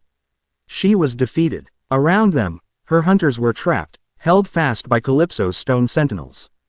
Percy floated before his oldest friend, his face a mask of cold resolve. He could have imprisoned them. He could have killed them. He did neither. Go, he said, the single word an order. Calypso's sentinels crumbled back into the seabed, releasing the hunters. Tell Artemis. Tell Zeus. Tell the whole damn council. This was not an act of aggression. It was border control. Our existence is not a declaration of war. It is a statement of fact. Stay out of our waters. The next trespasser will not be treated as a guest. Talia, her face pale with shock and the bitterness of defeat, gathered her stunned hunters. But as she turned to leave, she hesitated. Percy, wait. Her anger was gone, replaced by a genuine, fearful concern. Something is wrong. It's not just this. The stars, they're wrong. The constellations are drifting. My father's domain feels thin. Artemis says the ancient patterns are screaming. It's like something is waking up. Percy and Calypso exchanged a look. They had both felt it. A low-level hum of cosmic disturbance, a background radiation of wrongness that seemed to be growing stronger every day. We know, Percy said, his voice grim. But that's a storm for another day. He watched as Talia and her hunters vanished into the dark water, retreating back to the world he had left behind. He had solidified his rule, defined his borders, and turned a rival into an ally. But Talia's words were a chilling reminder that their war with Olympus might soon be the least of their problems. The sky itself was beginning to scream. Chapter 4 End. Chapter 5. The Olympian Gambit. The news of the hunters' defeat, delivered by a shaken and furious Talia Grace, shattered the complacent arrogance of Olympus. This was no longer the petulant desertion of a troubled hero. This was a calculated secession. The creation of Ethelgerd, the recruitment of an army, the alliance with a daughter of Atlas, it was a direct, existential challenge to their authority. Percy Jackson, their greatest champion, had become their most dangerous enemy. An emergency council of the 12 was convened, the throne room crackling with tension and divine power. Zeus, his face a thundercloud, advocated for a simple, brutal solution. Obliterate the sunken city and all within it. Hera agreed, seeing Percy's rebellion as the ultimate act of familial betrayal. Ares, humiliated by his daughter Clarissa's defeat and the defection of his son Marcus, roared for a war that would boil the seas. But a surprising voice of caution came from Poseidon. His face was etched with a profound sorrow. To use our full power against my son would be to risk shattering the foundations of the sea itself, he argued, his voice a low rumble. This Ethelgerd is built on a site of Titan power. A.D. Wrecked godly assault could unleash forces we cannot control. We would be burning down the world to punish a single rebellious child. Athena, her gray eyes narrowed in cold calculation, sided with Poseidon, though for different reasons. Father is right, but not for the reasons he thinks. A full-scale divine assault is overkill. It shows fear. It validates Jackson's rebellion, making him a martyr. We cannot afford to appear as tyrants swatting a fly with a thunderbolt. We must show that our system is superior. We must defeat him not just in battle, but in ideology. And how do you propose we do that, my wise daughter? Zeus sneered. We send a champion, Athena said, her gaze unwavering. We send our best, a force of our finest demigods, led by a commander who understands Percy's mind, his strengths, his weaknesses. A commander who can dismantle his rebellion with strategy, not just brute force. She paused, letting the weight of her words settle. And we will send a symbol with them. A guarantee of our triumph. We will send a god to ensure their victory. The choice of deity was a masterstroke of psychological warfare. Not Ares, the god of mindless war. Not Apollo, with his plagues. They would send Nike, the goddess of victory herself. Her very presence on the battlefield was a self-fulfilling prophecy, an aura of inevitable success that inspired her allies and demoralized her enemies. And the demigod chosen to lead this righteous crusade, to be the champion of the Olympian order, was never in doubt. Annabeth Chase stood before the council, her back straight, her face pale but resolute. She had spent the last month in a fever of work and worry, designing new temples and fortifications for Olympus while secretly coordinating search parties for Percy. Talia's news had shattered her hopes and hardened her heart. She saw his actions not as a rebellion against injustice, but as a descent into madness. The boy she loved had been twisted by some dark influence, and she would bring him back, whether he wanted it or not. Armed with her mother's blessing, a detailed tactical plan, and a burning need to save Percy from himself, Annabeth accepted the command. The Olympian fleet that descended towards Ethelgard was not a single trireme. It was an armada of 20 bronze-clad vessels, each propelled by divine magic, cutting through the abyssal depths. They were ruled by the finest demigods from both Camp Half-Blood and Camp Jupiter, a rare show of unity between the Greek and Roman legacies. At the heart of the fleet, on the flagship the Unyielding, stood Annabeth, her blonde hair tied back, her gray eyes scanning a magical map of the seabed. Beside her, shimmering with a golden light that cut through the oppressive darkness, was Nike. The winged goddess was a vision of absolute confidence, her presence a warm, reassuring glow that filled the demigod warriors with a sense of invincibility. His defenses are layered, Annabeth said, pointing to the map. A perimeter of magical wards, a disorienting mist field, and then the primary energy shield of the city itself. A direct assault is what he'll expect. Then we shall not give it to him, Nike said, her voice ringing with the clarity of a trumpet call. Victory is not achieved by meeting strength with strength, but by turning an enemy's strength into their weakness. Annabeth nodded, her plan already in motion. His greatest strength is the sea. He commands it. So, we will remove the sea from the equation. The attack began not with a charge, but with a ritual. The children of Hecate and Trivia, their magical energies amplified by Nike's presence, began a complex chant. The water around Ethelgard began to churn and hiss. A massive vortex formed, not to attack the city, but to surround it. Annabeth's gambit was audacious. She was using divine magic to create a localized, semi-permanent bubble of air at the bottom of the ocean, exposing the city on a dry seabed. Inside Ethelgard, alarms blared. The citizens watched in horror as the familiar dark water outside their shield was replaced by a swirling vortex, and then, impossibly, by dry, black rock and hissing volcanic vents. The city was now a fortress on a plain, its master's greatest weapon rendered inert. Brilliant, Calypso breathed, watching from the spire. She's isolated us. She's trapped us, Percy countered, his jaw tight. He could feel his connection to the vast, open ocean being choked off. He was still a son of the sea god, but his domain had been reduced to the water within his own city's fountains. Annabeth's forces landed, their bronze armor gleaming. Roman cohorts formed disciplined turtle formations, their shields locked, while Greek phalanxes advanced beside them. But they didn't march on the main gates. Following Annabeth's precise instructions, teams of Hephaestus and Vulcan children moved forward, dragging massive celestial bronze drills. They weren't attacking the shield. They were attacking the rock beneath it. They had identified the same runic conduits Percy had used to enter the city, the system that powered the defensive barrier. Their plan wasn't to break the shield, but to disable it. She's not laying siege to a city, Percy realized with a dawning, grudging respect. She's dismantling a machine. Lyra, Marcus, full mobilization. They'll be inside in minutes. The battle for Ethelgard began. The moment the drills pierced the conduits, the city's main shield flickered and died. The Olympian forces surged forward, crashing against the city's walls. The fighting was brutal and immediate. Ethelgard's soldiers, clad in their light dampening armor, fought with the ferocity of those defending their homes. Lyra's demigods were skilled guerrilla fighters, using the city's architecture to their advantage, while Marcus led furious counter-charges that blunted the Roman advance. The Cyclops were living siege engines, their hammers shattering shields and breaking formations. But the Olympians had numbers, discipline, and the goddess of victory on their side. Every time a charge from Ethelgard faltered, Nike's golden aura would flare, and the Olympian demigods would feel their fatigue vanish. Their spirits surge. They fought with a certainty that they could not lose. Annabeth commanded from a mobile watchtower, her eyes everywhere at once. She was a master strategist, anticipating Percy's moves, countering his feints, exploiting every small weakness.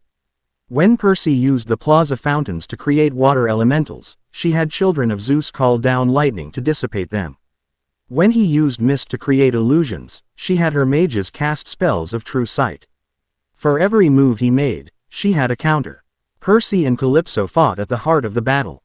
A whirlwind of destructive power. Percy was a storm of focused violence, his control over the city's internal water systems allowing him to create geysers that erupted under enemy formations. ND whips of razor-sharp water that cut through bronze armor. Calypso was an earth-shattering force, the stone of the plaza rising into walls and spikes at her command, her hands weaving spells of pure energy that sent entire cohorts flying. They were holding the line, but they were just two people against an army. And for every soldier they defeated, two more took their place, their faces glowing with Nike's divine inspiration. The turning point came at the base of the spire.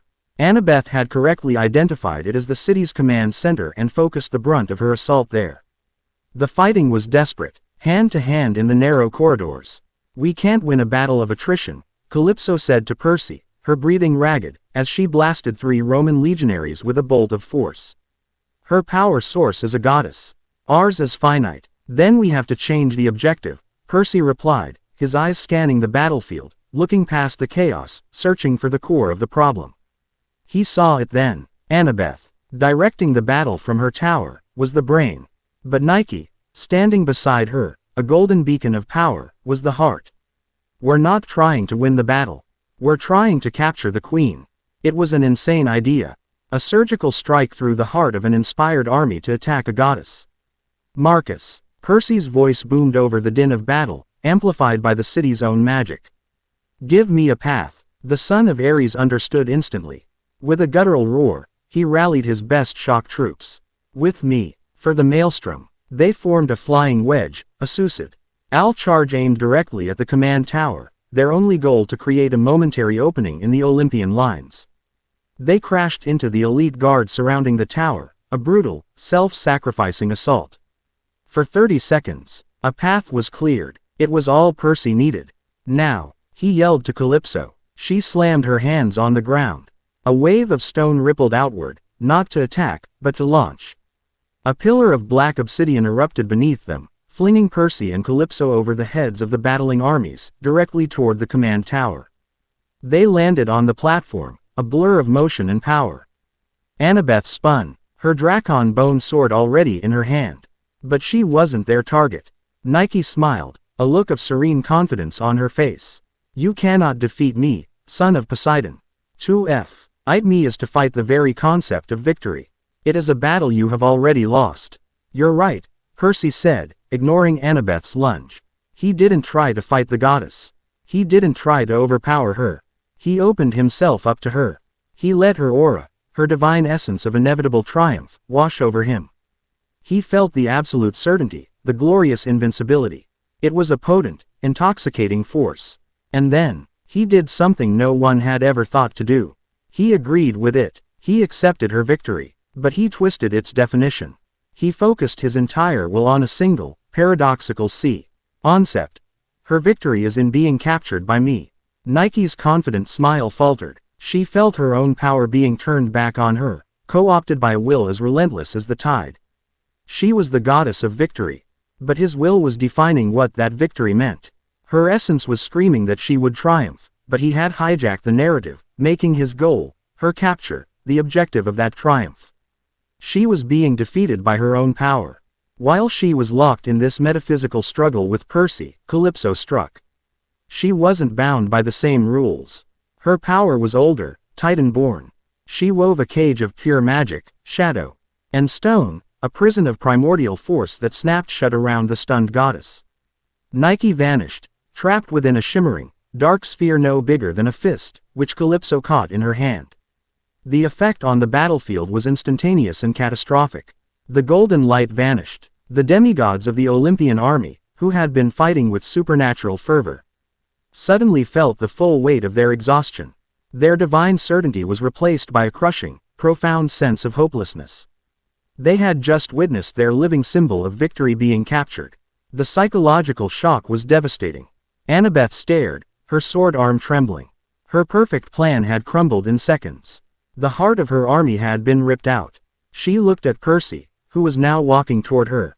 His face grim. "It's over, Annabeth," he said, his voice quiet amidst the sudden lull in the fighting. No, she whispered, her gray eyes filled with a desperate, heartbroken fury. She lunged, her sword a blur of motion, a flurry of strikes born from years of training together, knowing his every move. But he was not the boy she had trained with. He parried her blows effortlessly. Not with a sword, but with riptide, its familiar bronze form in his hand for the first time. The dance of their blades was intimate and tragic. Why? She cried, her voice breaking. Why are you tearing everything apart? Because it was already broken. He countered, his voice raw. He disarmed her, his blade trapping hers against the tower's railing. You believe in fixing the system from within. You polish the marble and draw up new blueprints while the foundations rot. I saw a god boil a naiad out of existence for being an inconvenience, Annabeth. There's no fixing that. You can't reform that kind of power. You can only replace it. He pushed, and her sword clattered to the floor. She was defenseless. He stood before her, the lord of the maelstrom, his sea-green eyes holding not hatred, but a deep, profound sorrow. I never wanted to fight you, he said softly. He didn't take her prisoner. He didn't harm her. He simply turned his back and looked down at the now leaderless, demoralized Olympian army. He raised the dark sphere in Calypso's hand high for all to see. You have lost your goddess of victory. His voice boomed, amplified by magic. Your aiders have sent you here to die for their pride. I am not your enemy. The gods who treat your lives as disposable commodities are your enemy. He pointed a finger not at the army, but back toward the surface. Go home. Tell the Olympians that Ethelgerd is a sovereign nation. Tell them their gambit has failed. Their goddess is now our guest. The next time they send an army to our shores, there will be no mercy. The Olympian demigods, their morale shattered, their divine inspiration gone, began to retreat. There was no order, no discipline. It was a rout. They scrambled back to their ships, leaving the dry seabed littered with their fallen banners. Annabeth watched them go, tears streaming down her face. She had lost. Her perfect strategy, her righteous cause, had been shattered. She looked at Percy, at the hard, implacable resolve in his eyes, and for the first time, she understood. She was not trying to save a boy from madness. She was standing against a king defending his nation. And she had failed. Chapter 5 End. Chapter 6. Whispers from the Firmament. Victory was a strange, hollow thing. In the days following the rout of the Olympian forces, Ethelgerd was a city drunk on its own improbable success. Feasts were held in the Grand Plaza, Bronte's forges rang with celebratory songs instead of war hammers, and the captured Olympian banners were hung like hunting trophies in the spire's great hall. They had faced the combined might of the demigod legions, backed by a goddess, and had sent them fleeing in terror. They were, by any measure, a sovereign power. Yet Percy, the architect of this victory, felt no joy. He stood on his private balcony, Calypso at his side, looking down at the revelry.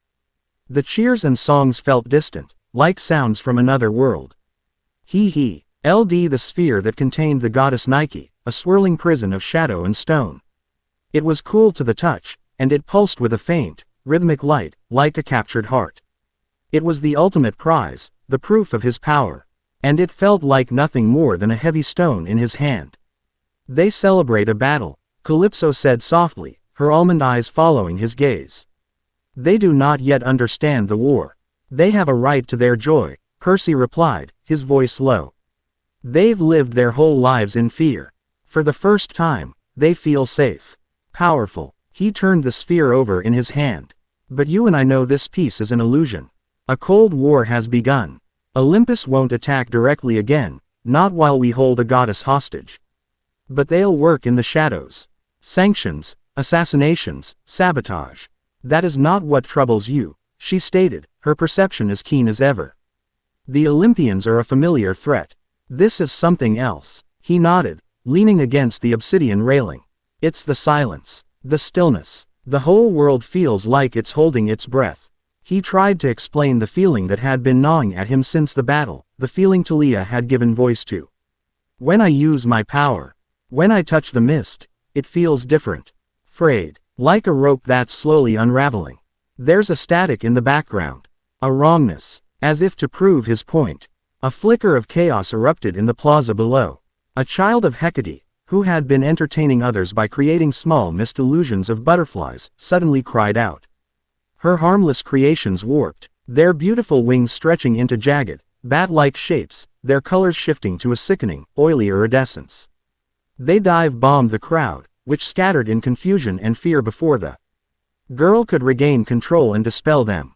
Percy and Calypso exchanged a grim look. That was the static. That was the wrongness. The very fabric of magic was becoming unstable. The reports started trickling in over the next week, brought by new arrivals and relayed through the network of nature spirits sympathetic to their cause. A pod of hippocampi had been found beached on the coast of Libya, their bodies covered in strange crystalline growths that pulsed with a faint starlight. A dracon, slain by a Roman patrol in the Pyrenees, had bled not ichor, but a silvery substance that hummed with a low alien vibration and warped the ground where it fell. In the mortal world, astronomers at major observatories were reporting inexplicable gravitational anomalies and phantom energy readings from deep space. Seers and oracles were being driven mad, their prophecies devolving into screams about a silent, screaming sky, and the first voice. This was not the work of Olympus. This was something older, more fundamental. We need answers, Percy said, standing before the Maelstrom Council. The celebratory mood had evaporated, replaced by a tense uncertainty. We are fighting a war on one front, while a threat we don't understand is gathering on another. Where do we find such answers? Lyra asked, her brow furrowed. The Oracle of Delphi is a mouthpiece for Apollo. Any knowledge the gods have, they will not share with us. So we consult a power outside their influence, Calypso interjected. There are older mouths that speak deeper truths. She looked at Percy. The Sibyls of the Sunken Grotto, an ancient collective of Nereids who were old when Zeus was young. Their sight is not clouded by Olympian politics. They read the truths of the deep earth and the endless sea. He journeyed to the Sibyls. Grotto was a descent into a part of the sea Percy had never known. It was a trench off the coast of Sicily, a crack in the world that led almost to the planet's mantle. The pressure was immense, the darkness absolute. He and Calypso traveled alone, encased in a bubble of his will, the only light coming from Calypso's own soft, magical glow. The grotto was not a cave, but a massive, hollow geode. Its interior lined with crystals the size of trees. In the center of the cavern floated three ancient Nereids, their forms shimmering, their hair like seaweed, their eyes the milky white of the blind. They spoke in unison, their voices the sound of water grinding against stone. The Lord of the Maelstrom and the last daughter of Ogygia, they rasped, their voices echoing in the geode. You come seeking knowledge of the fraying weave. You believe your war has caused this. You are wrong. Your war is merely the tremor that has disturbed the sleeper. What sleeper? Percy demanded, his voice sharp. The sky bleeds, the Sibyls whispered. The first voice, scattered into starlight and silence, remembers its own name. The chains of chaos rust. The firmament awakens. He is Oranos. The name hit Percy with the force of a physical blow. Oranos, the primordial god of the sky. The father of the Titans, castrated and usurped by his own son, Kronos, his essence scattered across the cosmos. He was not a god in the Olympian sense, he was a living piece of creation. He is reawakening, Calypso breathed, her face pale. Your shattering of my curse, your capture of a goddess, these acts of rebellion against the established order, they were like shouts in a silent tomb. They have given his scattered consciousness a focal point. He is not yet whole, the Sibyls continued. But his dreams now touch the world. They corrupt what is weak. They empower those who listen. The cult of the firmament, who have worshipped the silent sky for generations, now hear his whispers. They work to tear down the veil, to give his mind a vessel. Where? Percy asked. Where is this cult? Where men build mountains of glass to gaze upon his scattered body, the Sibyls hissed. Where the air is thin and the stars are close. They gather to perform the ritual of calling. You must stop them. But be warned. Their power is not of this world. It is the logic of the stars, the physics of the void. It is a cold, sharp magic. With that final, cryptic warning, the Nereids fell silent, their milky eyes closing. The Sibyls' riddle was not difficult to solve. Mountains of glass, Percy said, as they ascended from the trench. Telescopes. A major observatory at a high altitude. A quick, mystically shrouded search of the mortal internet provided the answer: the Mount Gr. Aham International Observatory in Arizona. Home to the Large Binocular Telescope, one of the most powerful in the world. It was a perfect place for a sky-worshipping cult to gather. Percy assembled a small strike team, himself, Calypso, Lyra for her tactical skill, and Marcus for his brute force. They traveled not by sea, but by shadow, using a series of shortcuts through the mist that Percy could now navigate. They appeared on a deserted stretch of mountain road a mile from the observatory, the air thin and cold, the night sky a brilliant, terrifying tapestry of diamond-sharp stars. "Something's wrong," Marcus grunted, his hand on the hilt of his sword. "The air, it feels thin, but heavy. Like it's being pressed down." He was right. The closer they got to the observatory, the more the laws of physics seemed to fray at the edges. Percy felt a strange, subtle pull, as if gravity were shifting under his feet. The shadows cast by the pine trees seemed to stretch and bend at unnatural angles. The silence was absolute, not even the chirping of crickets. They found the cultists not inside one of the massive telescope domes, but on a flat, circular clearing at the summit, the 2M. NSE telescope enclosures looming over them like silent, mechanical gods. There were 24 of them, dressed in dark robes, their faces hidden by hoods. They weren't chanting. They stood in a perfect T-circle around a man who knelt in the center, his hands pressed against a strange, crystalline meteorite that pulsed with an eerie, violet light. They were utterly silent, but Percy could feel the power they were generating, a low, thrumming vibration that was making his teeth ache. They were a psychic focusing lens. The man in the center, the cult leader, looked up as they approached, his hood falling back. He was young, his eyes a startlingly pale blue, and they burned with the fanatic light of a true believer. But what shocked Percy was the faint, shimmering symbol of a caduceus that hovered over his head. He was a legacy of Hermes. "Lord Maelstrom," the leader said, his voice calm, resonant.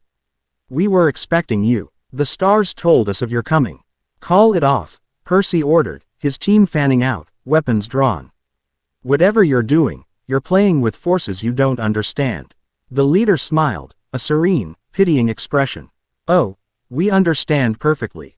We understand that the Olympians are a festering wound on the body of the cosmos. A family of petty, squabbling usurpers. We seek to restore the true, original order. The pure, silent authority of the firmament." He looked at Percy, his gaze piercing. "You want to tear down the gods.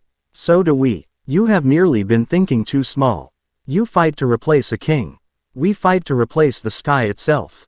Join us. You, who commands the sea. Imagine what you could do, allied with the sky." It was a tempting, insidious argument. But Percy saw the madness in it. He saw the cold, unfeeling void in the man's eyes. Quote, "The sky you want to bring back would unmake everything. Mortals, demigods, everything we've built. It would be the end of all choice. A worthy price for an end to chaos," the leader said. He rose to his feet, the meteorite flaring. "But you will see, you have no power here. This is our sanctum." The fight was unlike anything Percy had ever experienced. The cultists didn't draw swords or cast spells. They simply looked at them. Marcus charged, roaring, but as he ran, the ground beneath him seemed to stretch, the distance between him and his target elongating. He was running in place, trapped in a bubble of warped space. Lyra fired an arrow, a perfect shot, but it veered in midair as if hitting an invisible wall, curving harmlessly into the night. "They're bending reality," Calypso yelled, the stone at her feet refusing to answer her call, its nature momentarily rewritten. Percy felt a crushing weight press down on him. Not physical, but conceptual. The cultists were projecting the absolute, cold logic of the void at him. The futility of struggle, the inevitability of entropy. It was a psychic attack of pure despair. But Percy's will had been forged in the heart of Tartarus, and tempered in a war against his own family. He met the despair with a white-hot core of pure defiance. "You think you know despair," he roared, the sound a shockwave in the oppressive silence. He pushed back, not with magic, but with the sheer, indomitable force of his own spirit. The cultists flinched, their concentration broken for a fraction of a second. It was enough. The warped space around Marcus snapped back to normal, and his blade bit deep into a cultist's shoulder. Lyra's next arrow flew true. Calypso, her connection to the earth restored, sent a fisher racing toward the circle. The battle became a chaotic, disorienting brawl. The cultists' powers were terrifying. They could create pockets of localized vacuum, bend starlight into searing lasers, and make their opponents see dizzying, false perspectives. But they were fanatics, not soldiers. Individually, they were weak. Percy's team was a well-oiled machine. They covered each other, creating openings, their martial skill. A brutal counter to the cultists' esoteric power. Percy ignored the lesser cultists and moved directly for the leader, who stood by the pulsating meteorite, his concentration the key to the entire ritual. Percy had to fight his way through a storm of bent physics. He felt his own weight triple, then become nothing. He saw a dozen versions of the leader, all of them shimmering illusions. He ignored the phantoms, focusing on the cold point of power at the center, the one true source. He broke through the final illusion and tackled the leader, their bodies crashing against the cold, alien surface of the meteorite. The moment he touched it, his mind was flooded. He saw it all, galaxies being born and dying. The silent, screaming rage of a consciousness scattered for eons. He felt the sheer, cosmic scale of Oranos' being, a mind so vast that the earth was less than a single cell. And he felt it notice him. A cold, ancient, and utterly alien intelligence turned its gaze upon him. With a yell, Percy pushed away, dragging the cult leader with him. He drew Riptide and, with all his strength, plunged it into the crystalline meteorite. Celestial bronze, forged in the heart of Olympus, met the alien matter of a fallen star. The result was an explosion not of fire, but of pure, white light and screaming sound. The remaining cultists were thrown back, their power shattered. When the light faded, the meteorite was a blackened, cracked husk, its glow extinguished. The cult leader lay on the ground, his eyes wide, a trickle of blood running from his nose. He looked at Percy, not with hatred, but with a kind of ecstatic horror. "You've done nothing," he whispered, a final, bloody smile on his lips. "You only pruned a single branch. The roots are the sky itself. He is awake. He is watching you now." Then his eyes rolled back, and he was still. They stood on the silent mountain top, the survivors of the cult having scattered into the darkness. The victory felt cold, unsettling. They had won, but the leader's final words echoed in Percy's mind. They returned to Ethelgard in grim silence. The threat was no longer abstract. It had a name, and it had a face. Percy walked to the spire's great hall, to the trophy wall where the captured Olympian banners hung. In the center of the display was a pedestal, and on it sat the dark sphere containing Nike. It had been his ultimate prize, the symbol of his victory over the old order, the key to his entire strategy against the gods. Now, as he looked at it, he saw it for what it was, a trinket. A bauble from a petty, provincial war. He had been playing for a kingdom, when he should have been fighting for the world. Oranos was awake, and he had noticed him. The war with Olympus was no longer his primary concern. It was now just a preliminary match before the main event. Chapter 6 End. Chapter 7. The Unlikely Truce. The knowledge of Oranos' awakening settled over Ethelgard like a shroud. The victory against the Olympian legions, once a source of defiant pride, now seemed like a footnote in a much larger, more terrifying story. The whispers from the firmament were growing louder, no longer just a background static in the weave of magic, but a coherent, malevolent hum that resonated in the very stones of their sunken city. Strange constellations, composed of dead, lightless stars, appeared in the abyssal waters above their energy shield, visible only to those with magical sight. They were Oranos' eyes, watching. Percy knew his rebellion had reached a tipping point. To continue his war again, Saint Olympus was to fight a house fire while a tidal wave loomed on the horizon. To ignore the gods, however, was to face a primordial entity alone. He was a king, but his kingdom was an island in a sea of enemies. And the sky itself was preparing to fall. There was only one path forward, a path so repugnant, so contrary to every principle on which he had founded his new nation, that it felt like a betrayal. He needed an alliance. He stood before the Maelstrom Council, the weight of his decision heavy on his shoulders. "We have proven we can defeat their armies," he began, his voice devoid of triumph. "We have proven we can outwit their commanders. We hold a goddess as our prisoner. We have the leverage to force a negotiation, not as supplicants, but as equals. A negotiation for what? Marcus growled, his hand resting on the pommel of his sword. Surrender. We will never bend the knee to them. Not surrender, Percy said, his eyes meeting Marcus's. A truce. An alliance. I have no love for the gods. But they are a known quantity.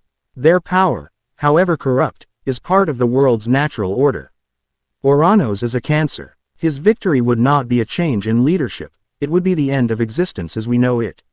We cannot fight him alone. The chamber erupted in protest. Lyra argued the logistical insanity of trusting the Olympians. Brontes spoke of the ancient, unforgivable betrayals that had driven his people into hiding. Even Calypso, who had more reason than anyone to hate the gods, looked at him with a troubled expression. To her, this felt like inviting the zookeeper to help you fight the wolf. Knowing that the moment the wolf was dead, the zookeeper would simply put you back in a cage. They will never agree, Lyra stated flatly. They are too proud. They'd old rather see the world burn than admit they need us. They will, Percy countered, his voice cutting through the dissent. Because they are afraid. Talia's report of the screaming sky, the instability of their own domains, they know something is wrong. They just don't know what it is. We do. We have the knowledge. We have the proof from the cult. And, he placed the dark, pulsating sphere containing Nike on the basalt table. We have their victory. We are not just offering them a warning. We are offering them a solution, and we hold the key to their future success. His logic was cold, brutal, and undeniable. He was proposing to trade a goddess and vital intelligence for a temporary cessation of hostilities and a joint military command. It was a move worthy of Athena herself. The method of communication was a challenge. A direct message would be seen as a trick. He needed a neutral intermediary. His choice was a risk, but a calculated one. He sent a single, magically shielded Chair Naiad to the mortal home of Sally Jackson.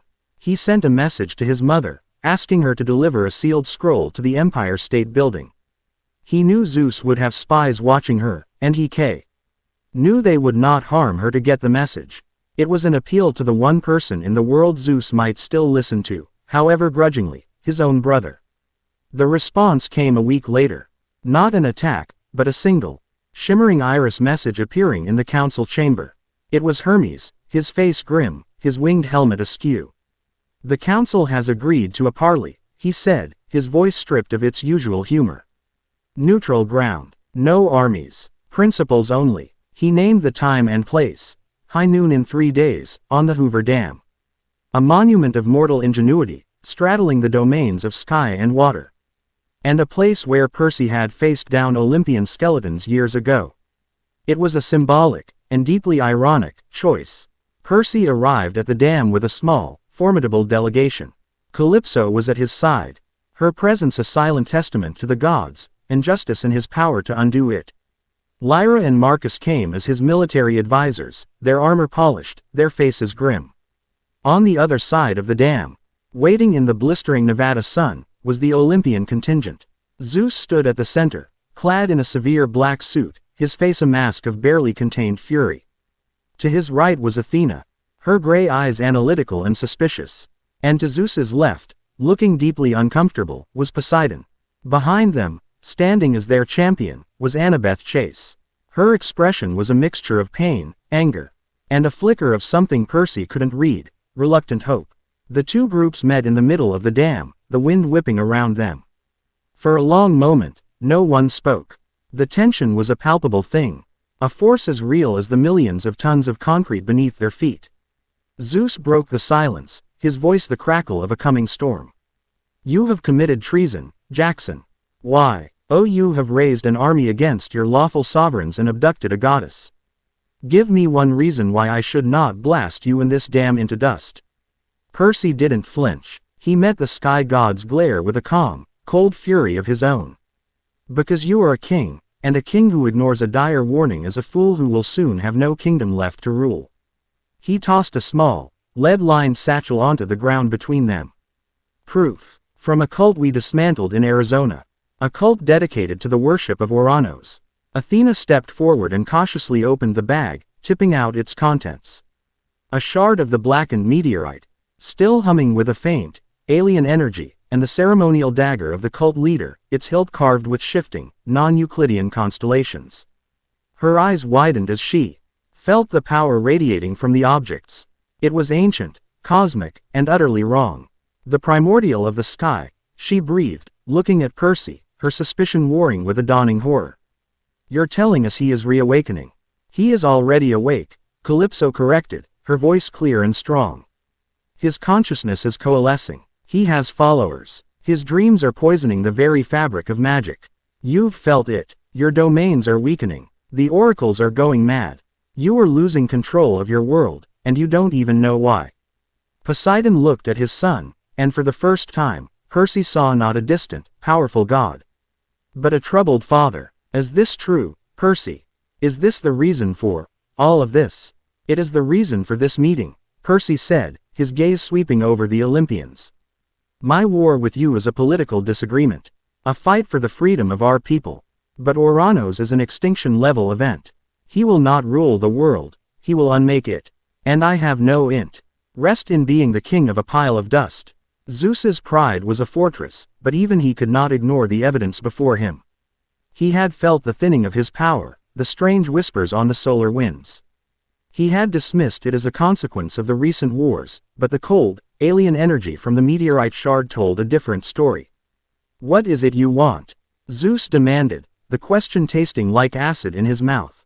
A truce, Percy stated plainly, a full and binding cessation of all hostilities between Olympus and Ethelgerd. In return, we will share all our intelligence on Ouranos and his followers. We will commit our forces to a joint campaign against this threat. We will fight alongside you. He paused, letting the offer sink in before delivering his terms. First, full sovereignty. You will officially recognize Ethelgerd as an independent nation, with absolute authority over its territory and its citizens. You will make no move against us or our allies. Second, a general amnesty. You will release all spirits, mortals, and other beings unjustly imprisoned or punished by your council. This includes a full pardon for Calypso, daughter of Atlas, and a formal severing of any and all curses placed upon her. Calypso's hand tightened on Percy's arm. Third, the return of your goddess. Percy held up his hand, and the dark sphere materialized above his palm, its captured heart pulsing. Nike will be returned to you when the articles of this truce are signed and sealed by the fates themselves. And she will not be a prisoner, but a liaison, a symbol of our joint victory. The audacity of his demands was breathtaking. He was not begging for a truce, he was dictating the terms of their cooperation. He was forcing them to legitimize his rebellion and to undo their most ancient and famous punishments. Zeus looked as if he was about to physically explode.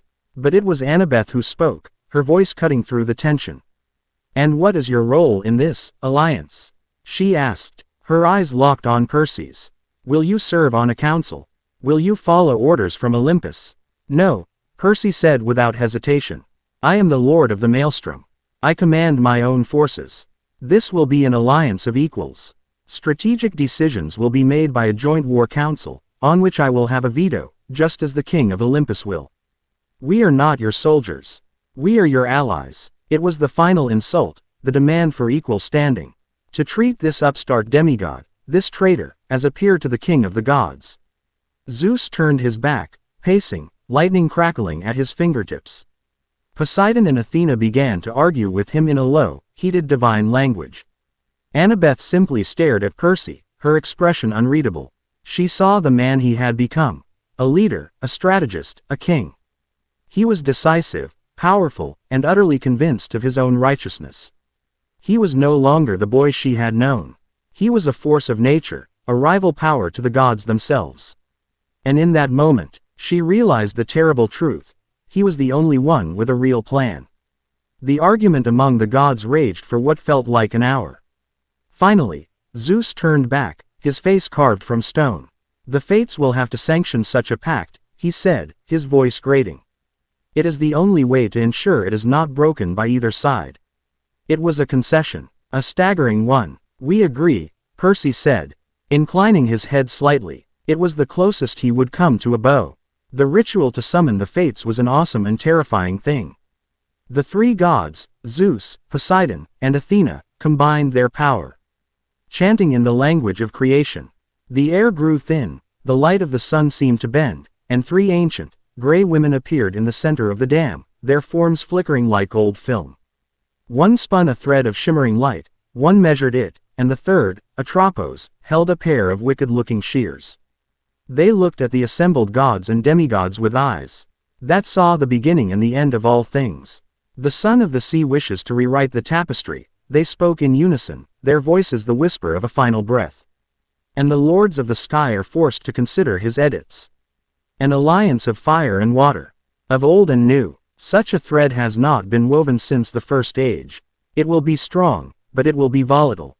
And its snapping will unravel more than just a treaty. Atropos held up her shears. Swear the oaths. Let the new pattern be set. One by one, they made their vows. Zeus swore by the primordial sky he was now being forced to defend. Poseidon swore by the unyielding depths. Percy swore by the salt in his blood and the storm in his soul. They swore to the truce, to the alliance, to the terms Percy had laid out. As the final oath was spoken, the thread in the fates, hands glowed with a brilliant, golden light. Atropos did not cut it. Instead, she wove it into the fabric of the air itself, where it hung, a visible, shimmering line of golden energy connecting Percy to Zeus. The pact was sealed. With a final, knowing look, the fates vanished. Percy held up the sphere. Calypso, he said. She placed her hand on it, and with a word of power, the prison dissolved. Nike appeared between them, her golden wings flaring, her form as radiant as ever. She looked from Percy to Zeus, her expression unreadable. Your part in this is not yet over, goddess. Percy said. You are no longer a hostage. You are now the living embodiment of our joint victory. Your presence will be required on our future battlefields, to inspire all our troops. He had turned her from a weapon against him into a tool for them both. Zeus gave a curt, angry nod.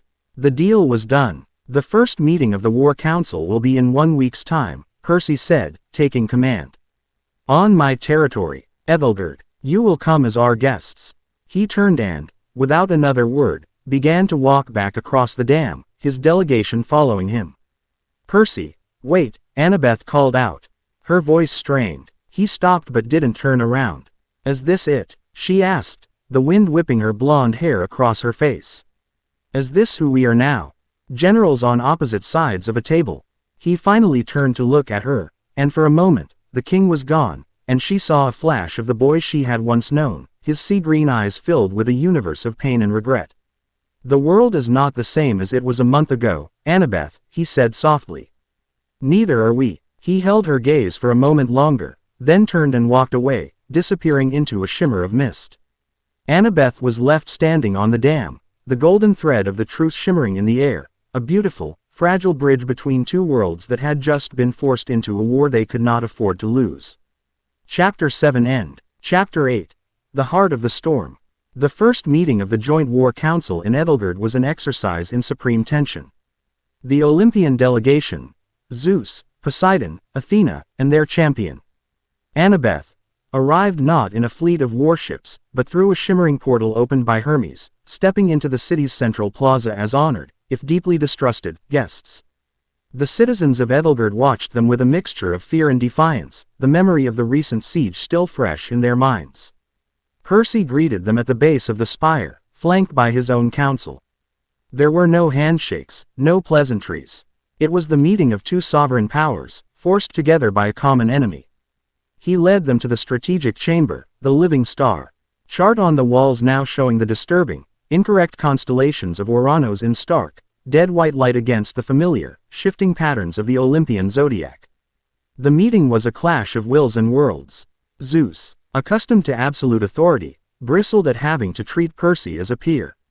Athena and Annabeth constantly questioned the intelligence Percy provided, probing for tricks and hidden motives.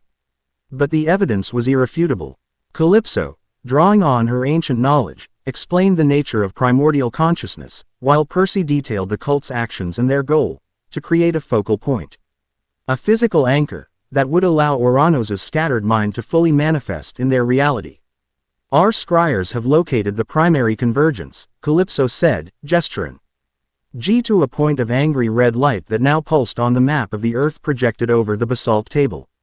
The Sahara Desert, an area the ancients called the Sea of Glass, where a meteorite strike mill. Ions of years ago left the fabric between worlds thin. The cultists are already there, Percy added, his tone grim. They are performing a new ritual, not to call him, but to build him a body from sand, glass, and starlight. If they succeed, we will not be fighting a disembodied consciousness. We will be fighting a newborn god with the full power of the sky at his command. The gravity of the threat silenced all argument. A plan was needed, and quickly. It was Athena who, after a long, tense silence, sketched out the mission. A joint strike force, small, elite, and fast. We cannot afford a massive army. The magical energy would only feed the ritual. We need to get in, destroy the focal point of the ritual, and get out before the manifestation is complete. Who leads this force? Zeus demanded, his eyes fixed on Percy. They will be co-commanders, Poseidon interjected, looking between his son and Annabeth. Annabeth will command the Olympian contingent and devise the overall strategy. Percy will command the forces of Ethelgerd and have tactical control on the ground. Their skills complement each other. It is the only logical choice. The decision was met with stony silence from both Percy and Annabeth. They were to be shackled together, forced to rely on one another while the wounds between them were still raw and bleeding. But neither could refuse. The fate of the world depended on it. 2 days later, the strike force was assembled on a remote, windswept plateau in southern Algeria. The heat was a physical blow, the sun a merciless hammer in a sky of bleached, metallic blue. The Olympian contingent was a hand-picked team of 20 of their best. Roman legionaries from the 5th cohort, Greek hoplites from the Ares cabin, and a handful of Apollo's children for healing and archery support. Annabeth stood at their head, her bronze armor gleaming, her expression a mask of focused professionalism. Facing them were 20 of Ethelgerd's finest. Lyra and Marcus were there, along with the Hermes twins and the young Cyclops, Steropus. Their black, mist-infused armor seemed to absorb the brutal sunlight, and they moved with a silent, predatory grace that unsettled the more regimented Olympians. Percy stood before them, not in armor, but in simple, practical gear, riptide at his side. The golden thread of the fates, pact was invisible, but they all felt it. A taut line of energy connecting the two commanders. The objective is a rock formation known as the Desert Heart, 10 miles to the north, Annabeth began, her voice crisp and clear, projecting a map of the terrain from a celestial bronze device. Intelligence suggests the ritual is taking place in a cave system beneath it. We will approach under the cover of a sandstorm, which the children of Zeus will help generate. Once inside, we move to the central chamber and destroy the crystalline core that is acting as their anchor. Questions? There were none. My people will take the lead, Percy stated, his tone leaving no room for argument. We are specialists in infiltration and asymmetric warfare. Your legionaries are too loud. They can secure the perimeter once we've cleared the entrance. It was a sound tactical decision. But it was also a subtle assertion of his authority. Annabeth's jaw tightened, but she gave a curt nod of assent. They moved out as the manufactured sandstorm began to rage, the sky turning a gritty, claustrophobic orange. The Ethelgerd soldiers moved like wraiths through the storm, their specialized armor making them all but invisible. The Olympians followed, their discipline and training holding them in a tight, defensive formation. The tension between the two groups was a low, simmering hum beneath the roar of the wind. They found the entrance to the caves easily. It was guarded not by cultists, but by something new and horrifying. Scuttling from the shadows were creatures that looked like scorpions carved from obsidian, but their tails ended not in stingers, but in shards of shimmering, crystallized starlight. Their eyes were miniature galaxies, swirling with cold, dead light. Celestial monstrosities, Calypso had warned them. Beings born from Ouranos' dreams. They do not obey the laws of our world. The creatures attacked, firing bolts of concentrated starlight from their tails. Marcus and his warriors met them head-on, their new armor deflecting the worst of the energy blasts, while the Roman legionaries formed a shield wall behind them. The battle was a chaotic explosion of sound and light. Percy and Annabeth found themselves fighting back to back, a familiar, instinctive rhythm taking over. He would deflect a blast of starlight with a shield of hardened water vapor. she would lunge under his guard, her Dracon bone SWO. Road finding the creature's vulnerable joints. They moved in perfect, deadly sync, a testament to years of fighting at each other's side. But there were no shared glances, no words of encouragement. There was only the grim, efficient business of survival. They pushed their way into the cave system, the air growing colder, the walls lined with the same pulsing, star-flecked crystals as the monsters' bodies.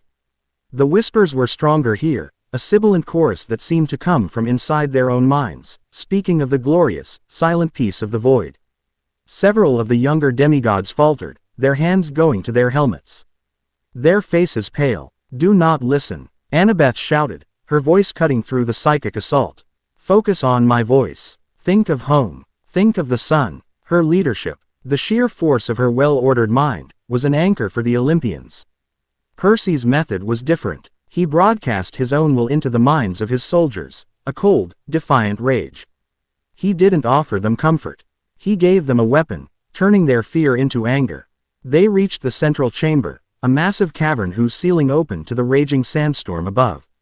In the center, a colossal, multifaceted crystal, easily 30 feet high, pulsed with an blinding, violet light, pouring raw celestial energy into the sky. Around it, 100 cultists knelt, their bodies glowing with a faint starlight. Their minds linked in a silent, powerful psychic network. They were the ritual, and standing before the crystal, his arms raised, was the high priest, the legacy of Hermes from the observatory.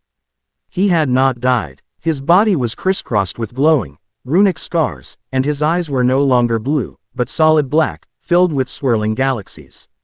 He was no longer a vessel. He was a conduit. "You are too late," his voice boomed, a chorus of 1,000 whispering voices. "The heart is already beating. The unmaking has begun." With a scream that was not human, he plunged his hands into the great crystal. A wave of pure, celestial power erupted outward. The strike force was thrown from their feet. The cave ceiling shattered, and a column of violet light shot into the heart of the sandstorm, which began to writhe and coalesce, taking on a terrifying, semi-physical form.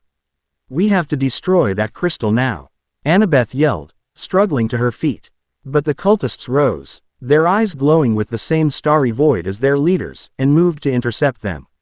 At the same time, the walls of the cavern seemed to dissolve, and a wave of celestial monstrosities poured in. They were trapped, caught between the fanatics and the monsters. "Split them," Percy roared, taking command. "Annabeth, your legionaries hold the line against the creatures. Buy us time. Ethelgerd forces, with me. We're taking the crystal." Annabeth hesitated for a split second, her pride warring with her tactical sense. But the order was sound. "Romans, testudo, hold that line or die." The legionaries slammed their shields together, forming an unbreakable wall of bronze against the chittering horde. Percy led his team in a desperate charge toward the crystal, cutting a path through the glassy-eyed cultists. The fighting was bizarre and disorienting. The cultists didn't use weapons. They altered reality in small, vicious ways. A son of Ares found his sword turning to sand in his grip. The ground turned to a viscous fluid under Lyra's feet. But the Ethelgerd soldiers were adaptable, their training in chaos making them uniquely suited for this fight. Suddenly, a fissure opened in the floor, cutting Percy and Annabeth off from the rest of the battle. A section of the cavern floor collapsed, plunging them into a lower, darker tunnel, away from the fight. Annabeth landed hard, her ankle twisting. Percy landed gracefully, instantly scanning the darkness. They were alone. The sounds of the battle above were muffled, distant. They were trapped together in the suffocating silence. "Are you okay?" he asked, his voice rough. "I'm fine," she gritted out, trying to stand, a sharp pain shooting up her leg. "We have to get back up there. Your ankle is sprained," he said, kneeling beside her, his hand hovering over it. "Let me." He placed his hand on her boot, and she felt a cool, soothing sensation as he used his power over the water in her body to ease the swelling and mend the strained ligaments. It was an act of intimate, gentle power that was so at odds with the king he had become. She pulled her foot away, the contact too much. "I can handle it." She looked at him, the darkness hiding nothing of the raw emotion in her eyes. "This is insane, Percy. Look at us. We're fighting monsters born from nightmares, our friends are dying upstairs, and we're acting like polite strangers."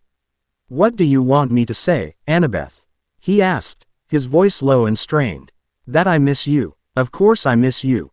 That I hate this. I hate it more than you can imagine. But I made a choice. I chose to tear down a world I believed was unjust.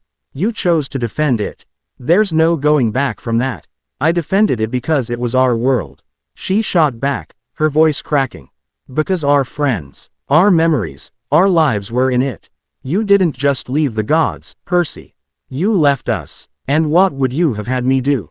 He demanded, his own control finally snapping. The king giving way to the man. Stand by and watch another kid die for a stolen hubcap. Watch another spirit get erased for a god's bad mood. I did this for them. For all the people like us. So they wouldn't have to be pawns anymore. I saw a path to real change, and I took it. It was hard, and it was lonely, and it cost me everything.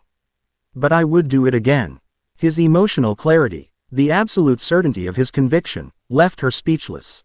He wasn't a madman. He wasn't a villain. He was a revolutionary who had sacrificed his own happiness for his ideals. And in that dark, silent cave, she finally understood the depth of the chasm between them. He hadn't just left. He had outgrown the world they had shared. A tremendous roar from above shook the cavern, dust raining down on them. We're out of time, Percy said, his king's mask sliding back into place. He looked at a fissure in the rock wall. This way, it should lead back up to the main chamber. They emerged behind the massive crystal. The battle still raging. Their forces were being pushed back, the sheer number of monstrosities overwhelming the Roman shield wall. At the crystal's heart, the high priest was now little more than a silhouette, his body being consumed by the celestial energy he was channeling. And above them, in the sky, the sandstorm had taken on a monstrous, humanoid shape. It was miles high, a swirling giant of sand and lightning with two dead stars for eyes. It was a crude, unfinished form, but it was alive. Oranos's consciousness had found its vessel. A vast, star-filled entity, a manifestation of the primordial's mind, appeared in the air before them.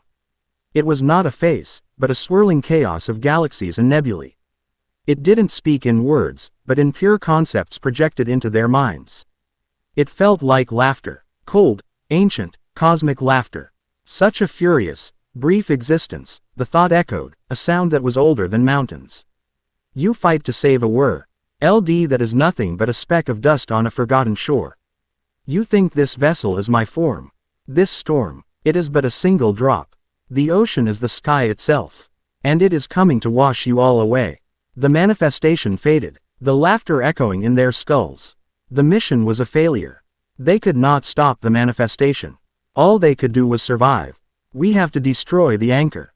Annabeth yelled, her strategic mind clicking back into gear despite the cosmic terror. It's what's holding his consciousness here.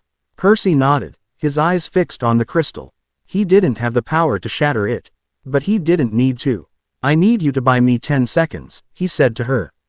Distract him. Without questioning, Annabeth charged, throwing her dagger at the high priest. It was a futile gesture. But it drew the conduit's attention. For a moment, his galaxy-filled eyes turned to her. It was all the time Percy needed. He wasn't aiming for the crystal. He was aiming for the priest. He didn't use a weapon. He raised his hands and pulled. He pulled on the water within the high priest's body. The man who had channeled the power of the stars was still, in the end, a mortal demigod, composed of flesh and blood.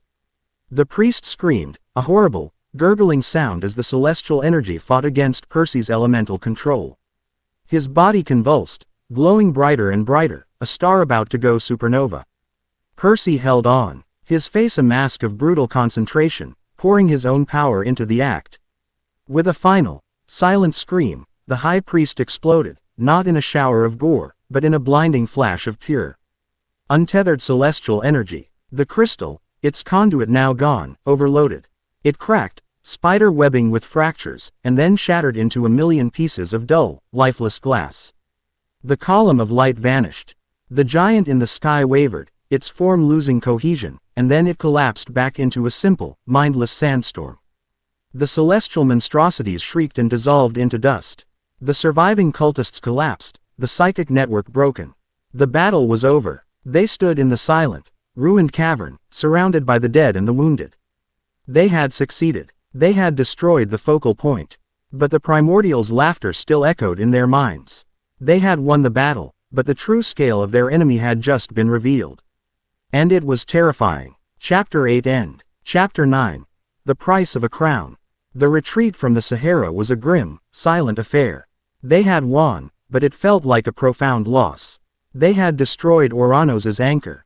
But not before he had looked back at them, not before he had laughed at their efforts and promised their annihilation. The knowledge of their enemy's true scale settled on the demigods of both factions, crushing the fragile trust that had been built in the heat of battle. They were no longer two armies forced into an alliance. They were a handful of children trying to hold back the tide with their bare hands. The world itself seemed to be in its death throes. The victory in the desert had only angered the reawakening primordial. The meteorological and magical disasters escalated exponentially. Blood-red rain fell over Rome, turning the Tiber into a river of gore. In Siberia, the northern lights twisted into menacing, sentient shapes that hunted travelers on the tundra. The gods felt it most acutely. Their temples flickered with a strange, brown energy. Prophecies failed. Divine power, which they had always treated as an infinite resource, now felt thin and finite. The authority of Olympians was being overridden by an older, more fundamental power. Oranos was reasserting his claim over his former domain, and the sky was slowly ceasing to obey its current masters. Ethelgerd was a haven from the chaos, its deep-sea location insulating it from the worst of the sky's rage, but the mood within was funereal. The joint council met again, but this time the chamber was filled not with tension, but with a quiet, shared dread. Our efforts in the desert only delayed the inevitable, Athena stated, her voice strained, her usual strategic brilliance clouded by a deep uncertainty. He is no longer using a single focal point. His consciousness is now able to manifest through 1,000 smaller conduits, the crystalline growths on monsters, the warped constellations, even the rain itself.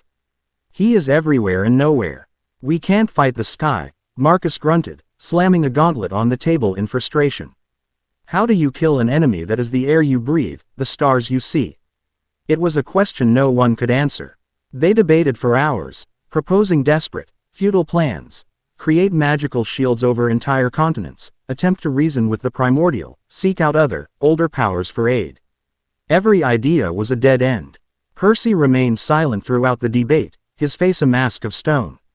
He listened as the greatest strategic minds of his generation, divine and demigod, admitted their own impotence. He saw the fear in Zeus's eyes, the despair in his father's. He saw them all clinging to the rules of a game that was no longer being played. They were thinking like soldiers, trying to find a battlefield. He realized they were facing an enemy that was not a warrior, but a concept. And you could not kill a concept with a sword. You had to replace it with a stronger one. When the council broke, their arguments unresolved, a cloud of failure hanging over them, Percy remained in the chamber. Calypso stayed with him, her hand resting on his shoulder. Your mind is 1,000 leagues away, she said softly. They are looking for a weapon, Percy said, his gaze fixed on the pulsating sphere that held Nike, which sat on a pedestal in the center of the room. But what we need is a new god. Quote. Calypso stiffened, her eyes widening in horrified understanding. Percy, no, you cannot be thinking. He is a primordial, Percy continued, his voice low and intense, as if thinking aloud. A being of pure concept. We cannot destroy him. We can only usurp him. Someone needs to seize control of his domain. Someone needs to challenge his authority not over a piece of land, but over a fundamental law of the universe. That is the talk of madmen and tyrants. She hissed, her fingers gripping his shoulder. To absorb a god's essence, that is what Kronos did to his own children. It is a path to monstrosity, a corruption from which there is no return. We fought to escape the cruelty of the gods, not to become one ourselves. Her words were a physical blow, striking at the very core of his own fears. He turned to face her, his sea-green eyes burning with a desperate, terrible light. Do you see another way? He demanded, his voice raw. Do you say, Athena offering a plan that is anything more than a dignified retreat? Do you see Zeus with a solution that isn't to simply throw lightning at the sky and hope? They are failing. Their age is ending, whether we fight or not. We have a choice, Calypso. We can die as the blameless victims of a cosmic shift, or I can seize the power to save us, no matter the cost. He looked at the sphere containing Nike. She is the goddess of victory. Not of battle, not of war, but of the concept of winning. Her essence is a law of reality. If I could wield that, if I could make that power my own, I would not just be a demigod with great power. I would be a walking, breathing assertion that my cause is the one that will prevail. Against an enemy who attacks the mind with despair and futility, the absolute. Conceptual certainty of victory would be the only weapon that matters. And what would be left of you? She whispered, a tear tracing a path down her cheek. The man I chose to follow was a liberator, not a conqueror. This path, it will burn away the mortal part of you, Percy. It will leave a god in its place. A god as cold and as absolute as the one we fight. You would be there to anchor me, he said, his voice softening. Taking her hand, you would be my heart, the part of me that remembers why I took this path. I cannot do this without you. It was a plea and a promise. A declaration of his own terrifying ambition. And an admission of his own human weakness. She looked into his eyes and saw not a tyrant, but a man willing to sacrifice his own soul for his people. The choice was monstrous, but in a world on the brink of unmaking, perhaps only a monster could save it. She slowly, reluctantly, nodded. Her heart was breaking, but her loyalty was absolute. The decision was made. Percy called not his council, but his most trusted inner circle to the city's deepest, most isolated chamber, the Titan-forged core that regulated Ethelberd's power. Calypso was there, her face pale. Lyra and Marcus stood as witnesses, their expressions a mixture of awe and terror at what he was about to attempt. Brontes was there, not as a warrior, but as a master of ancient, forbidden arts. The sphere was placed on a basalt altar. The process will be excruciating, Brontes rumbled, his single eye filled with a grave concern. A divine essence is not a cloak you can simply put on. It must be ingested, digested. Your mortal body and spirit will fight it. It will try to burn you away from the inside out. You must be stronger than a god's very nature. Percy nodded, his resolve set. He placed his hands on the sphere and looked at Calypso. Whatever happens, he said, do not interfere. He closed his eyes and began the ritual. Calypso spoke the words of unbinding, her voice trembling.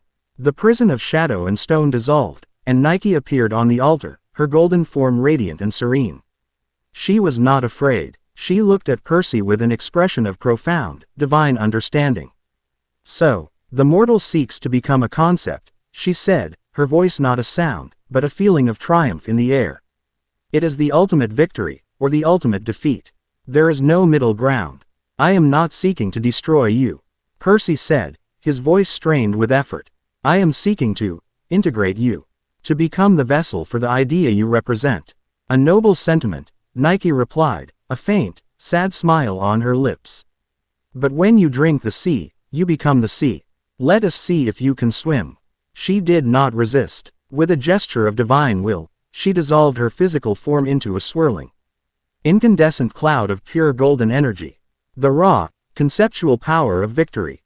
It hovered over the altar, a miniature sun of pure, absolute potential. Percy opened his mouth and breathed it in.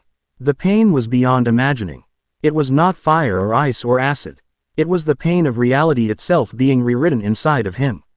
His mortal DNA screamed as it was infused with a divine, conceptual code.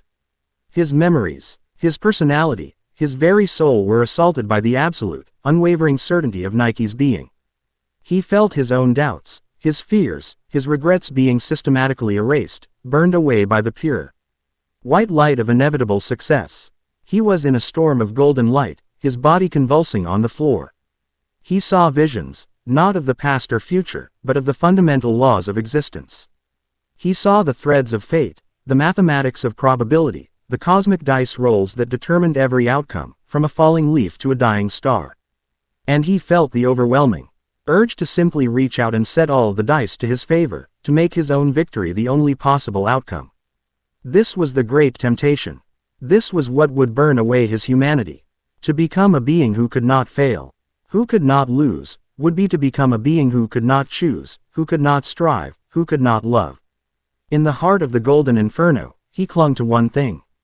Not his rage, not his ambition, But the image of Calypso's face, the feeling of her hand in his. He clung to the memory of the Naiad in the creek, the injustice that had started him on this path. He was not doing this for the sake of victory itself. He was doing this for them. He did not seek to conquer Nike's essence. He sought to make a pact with it. He wrapped his own will, his own purpose, around her divine certainty. He would be the vessel, but his own goals would be the objective. He would not be the god of victory. He would be Percy Jackson, the Lord of the Maelstrom, whose victory was now a fundamental law of the universe. The golden light subsided. It did not vanish, but flowed inward, sinking into his skin, his eyes, his very bones. Percy stood up. He was still himself. His sea-green eyes were still his own. But now they glowed with a faint, internal golden light. He felt different. The world seemed clearer, simpler. He could see the branching paths of probability around every person, every object. He could feel the weak points in a stone wall, the most efficient path to victory in any conflict. He could feel the threads of his own destiny, and they were no longer frayed and uncertain. They were a shining, unbreakable golden cord, but he also felt a coldness, a distance. The anxious, worried faces of his friends seemed small. Their fears were statistically improbable. Their doubts were strategically unsound. He had to force himself to remember the feeling of uncertainty, the fear of failure. He had paid the price for his crown. He was immeasurably more powerful. But he had lost a piece of his own humanity. He looked at Calypso, and for the first time, he could not fully read the emotion in her eyes. There was love, yes. But there was also fear. He had become something she could no longer completely understand. He had saved them, perhaps, but he had created a new, terrifying gulf between himself and the very people he had sworn to protect. He was their king. He was their savior. And he was now, and forever, alone. Chapter 9 End. Chapter 10. Lord of a Broken Sky. New York City was screaming. Not the familiar scream of sirens and traffic, but the sound of a reality tearing apart at the seams. Above Manhattan, the sky was no longer blue, no longer black. It was a swirling, incandescent vortex of bruised purple and angry violet, a chaotic canvas of impossible constellations and dying galaxies. Uranus had chosen his final stage. This was not a storm. It was an unmaking. Skyscrapers warped and bent like heated plastic, their glass facades melting into rivers of liquid crystal. The laws of physics had become mere suggestions. Gravity fluctuated in nauseating waves, sending cars and street vendors tumbling into the sky, only to be crushed by a sudden return to normalcy. From the vortex, things fell. Not rain, but shards of solidified despair that screamed as they descended, and celestial monstrosities that slithered through the air like eels in a dark sea. At the heart of the chaos, on the battered peak of the Empire State Building, the Olympians and the soldiers of Ethelbert made their last, desperate stand. The strange, fragile truce had become a true alliance. Forged in the fires of impending annihilation. Zeus hurled lightning bolts into the vortex, but they were like pebbles thrown into an ocean, swallowed without a ripple. Poseidon stood beside him, his trident glowing weakly, struggling to keep the rivers and water mains from boiling out of the ground. The sea, his domain, felt distant, its power choked off by the oppressive authority of the sky.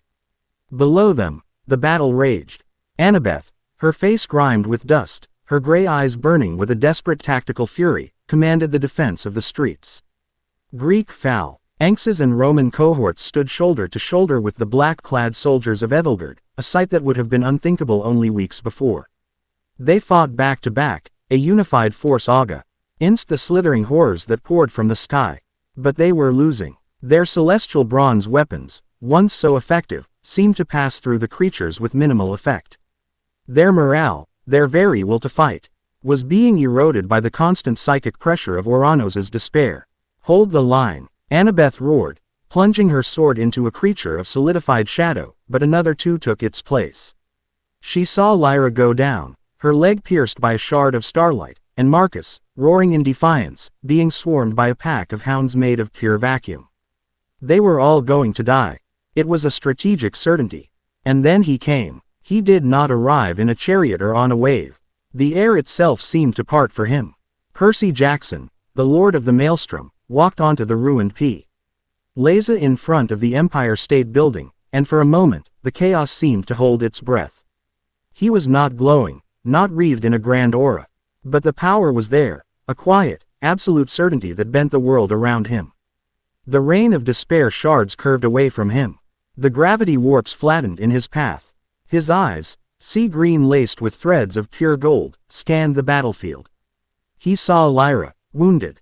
He saw Marcus, overwhelmed. He raised a hand. A wave of pure kinetic force, drawn from the moisture in the air, erupted from his position. It was not a physical wave of water, but a conceptual one. It did not push the celestial monstrosities back, it simply unmade them, deconstructing them back into the raw, chaotic energy from which they were formed. The entire plaza was cleared in a single, silent pulse of power. He walked to Lyra's side, knelt, and touched her wound. The starlight shard dissolved, and the flesh mended, leaving no scar. He looked at Marcus, and the vacuum hounds simply ceased to be. Their existence retroactively declared a failure. His power was no longer just elemental. It was absolute. He was the Lord of Victory, and in his presence, defeat was not a possibility. It was a logical contradiction. Annabeth stared at him, her heart caught somewhere between awe and terror. This was not the boy she had loved. This was not even the king she had fought. This was a god. Percy looked up at the raging vortex, at the source of the unmaking. He ignored the gods on the tower, ignored the armies in the street. His battle was not with them. He rose into the air, ascending smoothly, effortlessly, toward the heart of the storm. As he entered the vortex, the world vanished.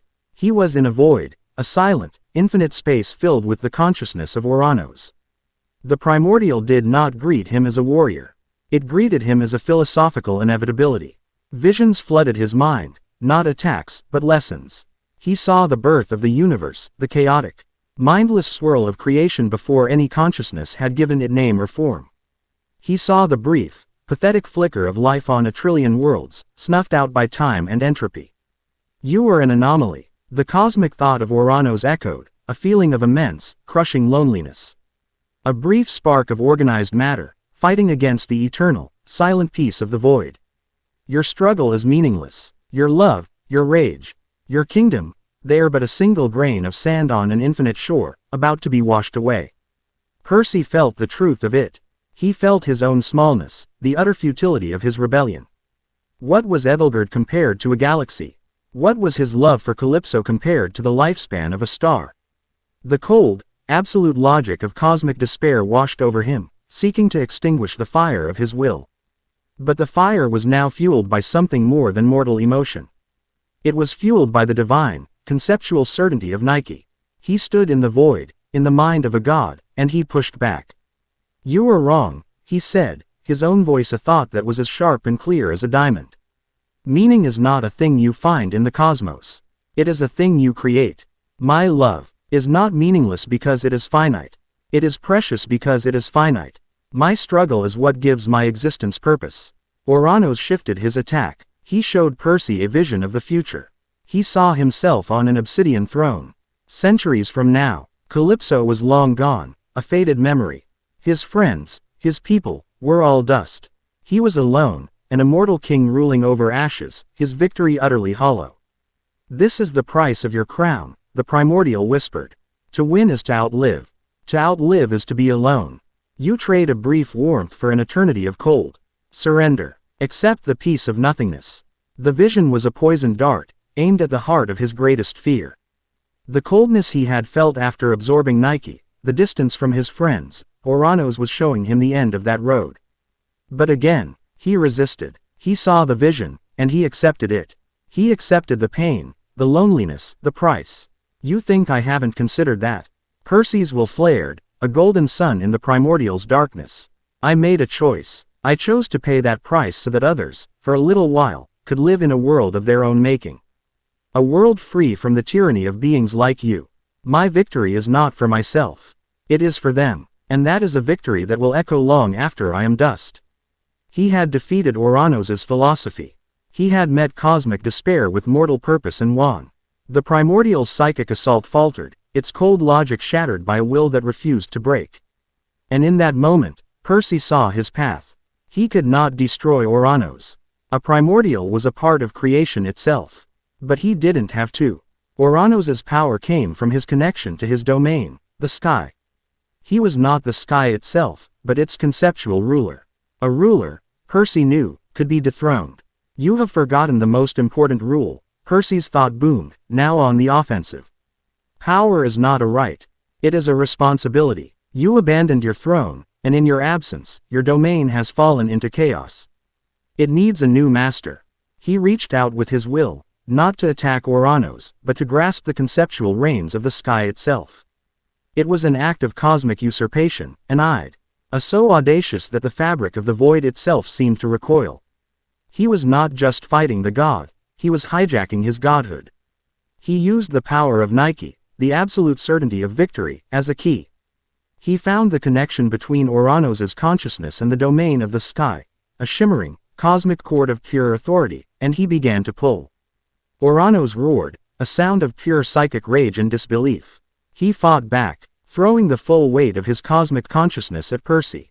But he was fighting a mortal who was now empowered by a fundamental law of reality. Percy's victory was, in that moment, the most certain thing in the universe. Percy pulled harder. The golden light of his will wrapped around the cord of authority, severing it from the primordial. And then, he pulled that authority, that immense, crushing power of the sky, into himself. The pain was a billion times worse than absorbing Nike. He felt the weight of every star, the heat of every sun, the cold of every void. He felt the responsibility for every cloud, every bolt of lightning, every breath of wind. It was a power so vast it should have annihilated his consciousness in an instant. But he held on, anchored by his purpose, by his memory of Calypso, by his vow to the Naiad. He did not let the power consume him. He mastered it. The vortex over New York City shattered. The bruised colors vanished, replaced by a clear, calm, midday blue. The celestial monstrosities dissolved into motes of harmless light. The warping of reality snapped back into place. The storm was over. Percy Jackson floated above the city. The sky now quiet and obedient around him. He had saved the world. But he had also conquered it. The very air they breathed now belonged to him. He descended slowly, landing in the silent plaza. The battle was over. The survivors, Olympian and Edelgardian alike, simply stared at him. They were looking at a mortal boy who had just seized the power of their own progenitor. The gods on the Empire State Building, Zeus, Poseidon, Athena, looked down at him, their faces a mixture of profound relief and absolute terror. They were no longer the supreme authorities of this world. Calypso was the first to move. She ran to him, her face stained with tears, and threw her arms around him. He held her, but it was different. He was still himself, but he was also something infinitely more. She could feel the quiet, immense power humming within him, the stillness of the stars and the patience of the sky. He looked over her shoulder, at the ruined city, at the battered soldiers, at the fearful gods. He had won. He had his kingdom, secured now beyond any threat. He had the grudging respect of his enemies. He had the love of his queen, who now stood beside him, her presence a vital an anchor in the cosmic sea of his new consciousness. But the weight of his new crown was immense. The path ahead was no longer that of a rebel, but of a ruler. A dark lord, yes, but one born not of evil, but of necessity. He had broken the game, just as he had promised, and from its pieces, he would build a new one, with new rules. His rules. He was Percy Jackson, Lord of the Maelstrom, King of Ethelgard, and now, Lord of the Sky. Chapter 10 End.